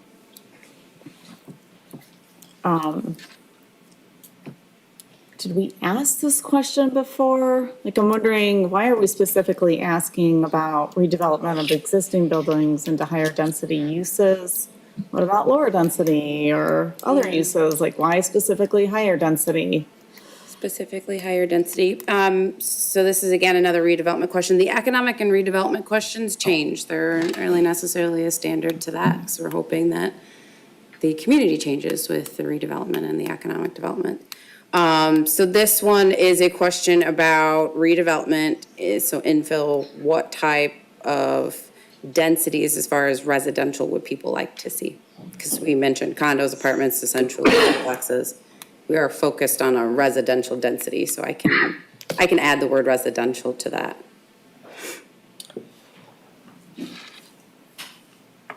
As a corollary, since we're talking about this question, did that answer your question? I just don't necessarily agree that I'm looking for information to see if people want higher dense, people want apartments in the Meridian Township. I don't think people, maybe I'm wrong, I mean, maybe they do. I think it's good information to find out. However, I think I question the efficacy of this kind of answer box for this question. Because if I'm Joe resident, I don't know what to say in there except Hazlet, Okemos, right? A specific neighborhood. Place in town is also. Yeah, and there's also, and this couldn't matter less, but there's also a parenthesis, a closed parenthesis missing. But I feel like with an open-ended text box answer to a question like this, you're going to receive results that are all over the map and not in the way you're expecting. We should maybe try to identify places and maybe leave an other so that people can provide additional answers that we don't think about. But this, I understand the rationale for the question, but perhaps either finding a way to present areas that we're suggesting and leave them open-ended, or, do you support increasing the density of duplexes. Do you support increasing the density of existing residential and/or commercial areas to include higher density uses like apartment buildings or townhomes? Yes. Something like that. Because where do you want it presumes that they want it, and you're also not capturing that information. Yes. So maybe split it into two questions and say, do you want it? And if so, in these discrete places, yes or no? That'd be my thought. I concur.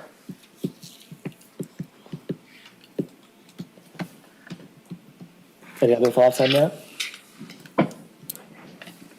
No? All right.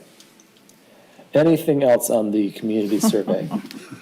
Sounds like we will have a substantive change of draft language by the time we see it in a couple of weeks. Do we feel that it is ripe at this point to bring it back for action on our next meeting, assuming that these changes, as we've discussed, are going to be implemented, or do we wait for one more meeting? I think this is timely information. I think we should plan on acting on it. Everyone else? I agree. We've been in discussion for 45 minutes? If we have another discussion like this, it won't be right.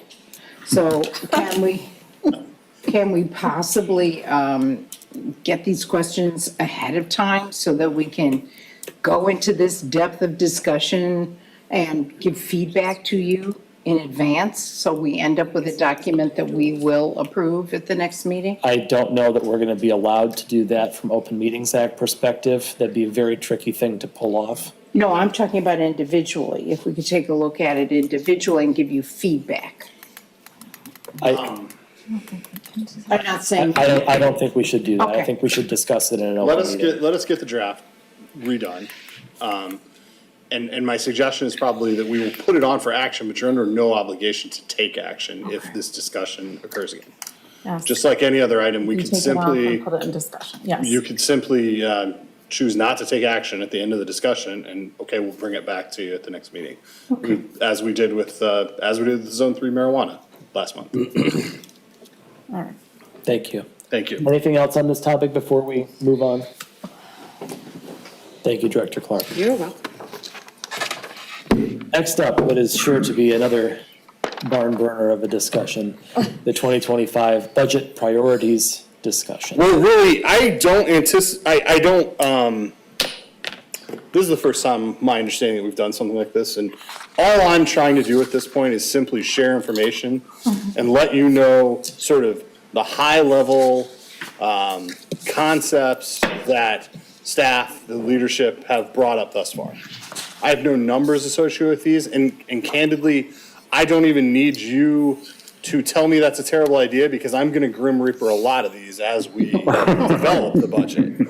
Obviously, if you absolutely hate something, please tell me now, but what we're showing you here is really the dream world, the Barbie dream house, best possible scenario that, we had $100 million drop out of the sky onto our laps. What I'm hoping to get from you is any concept of priorities that board members have so that we can start working those in. Or if you think like the tracked skid steer is the greatest idea since sliced bread, that'd be good to know, so we can put a little weight against that. Really would like to keep it more on the what do we like as opposed to what do we don't, because I think candidly the budget process is going to take out a lot of the what do we don'ts.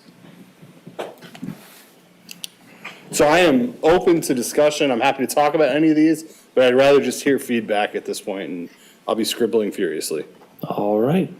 Well, board members, here's an opportunity to address the budget long before we ever have. We'll start, I suppose, because the first hand I see is Trustee Wilson's. We'll start there. Tasers. So the taser system, the taser company is discontinuing their current model of sales, and we will be forced to move over to a subscription-based model. Staff has looked into alternatives. There is no reasonable alternative in the marketplace. We don't want to buy the generic version of something like this. We do have some thoughts of how this will get funded on an ongoing basis, which we'll bring forward, but it's not a big amount, but what it does is it changes from it changes that replacement model and just sort of becomes a flat line from here up to the point at which the generic alternative becomes palatable. But what I understand is the subscription service is much more expensive. I wouldn't necessarily Purchase say model. much more, but it is more expensive. Okay, Yes. but it's an essential tool. Has to So happen. I'm putting in a plug for tasers. Absolutely. Treasurer DeShane. I like your police priorities. I like the idea of bringing up 2 sworn officers, bringing the number to 44. And they felt so low in the past, and we were lucky bad things didn't happen when we were down to 30 officers. I mean, even at 42, which is the number they hope to be at by the end of the year, that would be 2010 staffing levels, as I recall. That sounds about right, yes. And our population has increased 15% since 2010. The same would be true of the fire. Our fire, we're 36 firefighters, EMTs, but then that's 2010 levels, and we've had a huge increase in the population since then. I'm glad we're going to add 1 fire inspector, but do we also need to look at the possibility of additional firefighter? Depending on call volume. Their call volume has been really high. And so, and I like the way you put these out here. Police, fire, parks and recreation. Our survey results every time tell us police, fire, and parks are our residents' value. So you're focusing the board on what the residents care about most. I was just putting myself at the end. Those are good. We can focus on those 3. We've done 90% of our job here. Anyway, I like the idea of 2 additional sworn officers, and I think we should look at the possibility of 1 or 2 additional firefighters based on call volumes. Other board members? Clerk Guthrie. Thank you, Supervisor Hendrickson. I don't think you need to have the special school election costs in 2025 in there, because we'll get reimbursed. So it's not really we'll budget for it and Yes. like we normally do. So it's not something additional, and we will get reimbursed 100% if we have it. Yeah. So it's not like it's gonna take away from the budget at all. And then I don't know what Public Works is gonna do with all their requests for people, but I can't see that happening. Getting 4 people in 1 department. I mean, I understand every department needs an increased staff person. There's probably not 1 department that doesn't need that. And doesn't have justification for getting an additional person. So, good luck with that. And I do, so I can't wait to see what you come up with. And I do want to remind the board that we did take the ceiling off the budget last time, and we talked about putting it in there and getting a new ceiling in the municipal building. I don't know if it belongs on here and where it would go, but that is a discussion that we had, I think it was last fall. I don't remember. Deputy Manager Opsmer and I have had the conversation about sort of the remaining work in this building. I've plugged the furniture at the service center because that is the last remaining furniture that really hasn't been updated. I think where you're going to see this is I think the CIP is going to have several new things this year of building maintenance because, yeah, we have some deferred maintenance in our buildings and we need to get caught up. When does that come before the board? So that process would have started right about April, early April. Okay. Unfortunately, the Community Planning and Development Director did not get that ball rolling. He was otherwise indisposed. And so we are going to get that ball rolling now. It does not have to be part of the budget. I know that previously that is how we've done it here. I have always, previously in my career, it's always been a separate document. But we will get that ball rolling with the Planning Commission this summer because that is a document that under state enabling legislation goes to the Planning Commission in theory for approval, but our charter, our ordinances then bring it to the board for final approval. I'm sorry, which document? The CIP. I don't think the planning commission's ever weighed in on that. They have in my 3 years here. Really? Yes. It's usually the first meeting in June. We did not make it this year for obvious reasons. But they will be getting the CIP hopefully in July for discussion. They hold a public hearing on it as well. Excellent, thank you. Other board members? I have a question. Okay. Let's let everyone have a chance first. Trustee Trezise. I had a question. Public Works is looking at a superintendent of utility building and IT, or I'm sorry, finance is looking for a building supervisor. Are those duplicative? Are No. there two people? There are two people. Okay. Candidly, we are in the process of trying to get our utility building back I know. on 2 feet. It is what it is. It's through nobody's fault that currently works here, and we're trying to work with what we got. Previously, there was a utility building supervisor. That position was eliminated, I believe, during the Great Recession, but I could be wrong on the exact timing of it. So that would be more of a office function dealing with billing and people and accounting. The superintendent of utility, the superintendent, it's not necessarily of utility building, we're just using that as shorthand right now. Okay. Functionally, we have two superintendents right now that cover parks and cemeteries and roads and water and utilities, all of that. We have grown enough that we really are getting close to the point of needing a third superintendent and then redistributing how those superintendents function. Okay. And so that's probably not going to be the one that gets funded this year. But a lot of this is also to lay the groundwork so that this board knows and future boards know. A lot of these things are coming because as we've grown, we have not necessarily, especially in people, I mean, we're short people. I think everyone can see that in this budget, these priorities. And so that's one of those people that's probably coming sooner rather than later, because especially if we get to the point, heaven forbid, somebody retires and we haven't had the conversation, we're gonna have a really hard time that. So we need to get a third body in there at some point. And then the other question I had was in human resources. You've got non-police and fire salaries. I'm not sure what that, and it's supposed to be a new person. So it's not a new person necessarily, it was personnel related. I didn't know how to highlight that one. Okay, all right. But that was something that came up from multiple department heads that, some of our salaries are lagging behind. And So that's not a salary issue, that's not a. It's not an employment it's a person issue. Okay, well, it's an HR personnel issue, but not involving hiring new people. Correct. Okay, that explains it. Is there anything built, I'm trying to think, I guess there are no contracts up for negotiation this year. They're not. No, that doesn't have to be built in. Correct. Okay. Well, I'll go next, I suppose. Hey, One quick question. Yeah, go ahead. Thank you. So in follow-up to that, is HR looking to do a wage study or something like that?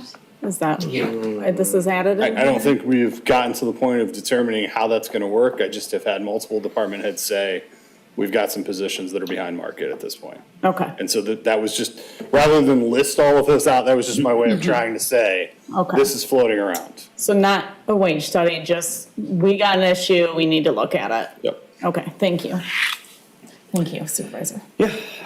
So, thank you for bringing this forward. Absolutely. I love the opportunity to weigh in early. So, sort of going down the list here, I'm not yet sure I agree on adding 2 officers to the police force. And the reason is that we haven't had 42 officers on the police force in an incredibly long period of time. And at this point, I would like to see us survive at that level and with full staffing for a little while before we increase the number beyond what we were even capable of attracting previously. I'm not saying that this is not something we look at a year from now. But I think in the short term, let's focus on getting up to that 42, seeing if that meets our community's needs, and then make a determination about whether to increase, be up above and beyond that. Because that, police and fire, they're going to come at a premium in terms of cost, and those costs don't go away over time. And the last thing we want to do is expand beyond what we need and have to cut police and fire. That's not something I'm interested in doing. So I think a more cautious, slower approach to this, let us see where we're at and then move forward. The human resources bit, we reopened the contracts in 2022 before they were due. And they were supposed to come due this year, I believe, and we opened them 2 years early as a result of the increase in inflation and gave a relatively significant increase. Now, it could be that we are still behind the 8 ball on that. But I think the time to have those conversations is when the contracts reopen in 2026, not at this present moment. That's my thought on that. I had the same question about superintendent versus supervisor, so thank you. IT makes sense. I don't know about, there's a lot of users for, it's a 3-person department, right? And a lot of users and a lot of technology and a lot of facilities to manage with a 3-person department. At this point, you don't even have 1 person per facility. So I don't disagree with the need for that. And then I want to put a plug in for a couple of items that were on the CIP, including our commitment to our plan to exit ourselves from the fossil fuel industry by incorporating energy-saving solar arrays at our facilities. In the CIP that we saw at last year's budget, we had, I believe, $250,000 in there for next year's, the 2025 budget for the central fire station. And we also had, I think, $150,000 in the budget for EV stations at this facility for, I presume, for our residents.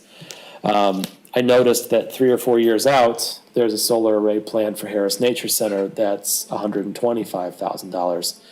My thought is perhaps we delay the EV implementation and incorporate the Harris Nature Center solar site instead. That'll save us $25,000 in the CIP this year, and also begin the process of saving us money on our utilities a little bit earlier on 2 of our facilities.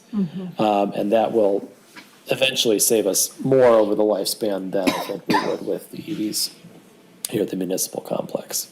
Absolutely. So that'd be one thing. And then I think, I'm sure this will make it into the CIP, but I do want to just plug the MSU to Lake Lansing Pathway Part 3. Let me make sure that that's included. I think this project has been a galloping success for our residents, especially through phase one. Just noticed it's on Google Maps already, by the way. That's pretty cool. And they've got a little trail and trailheads and whatnot. Super work by whoever was, responsible for making that happen. But I think that's something that our residents are really going to approve of and also benefit from. So making sure that we get that in and see that through.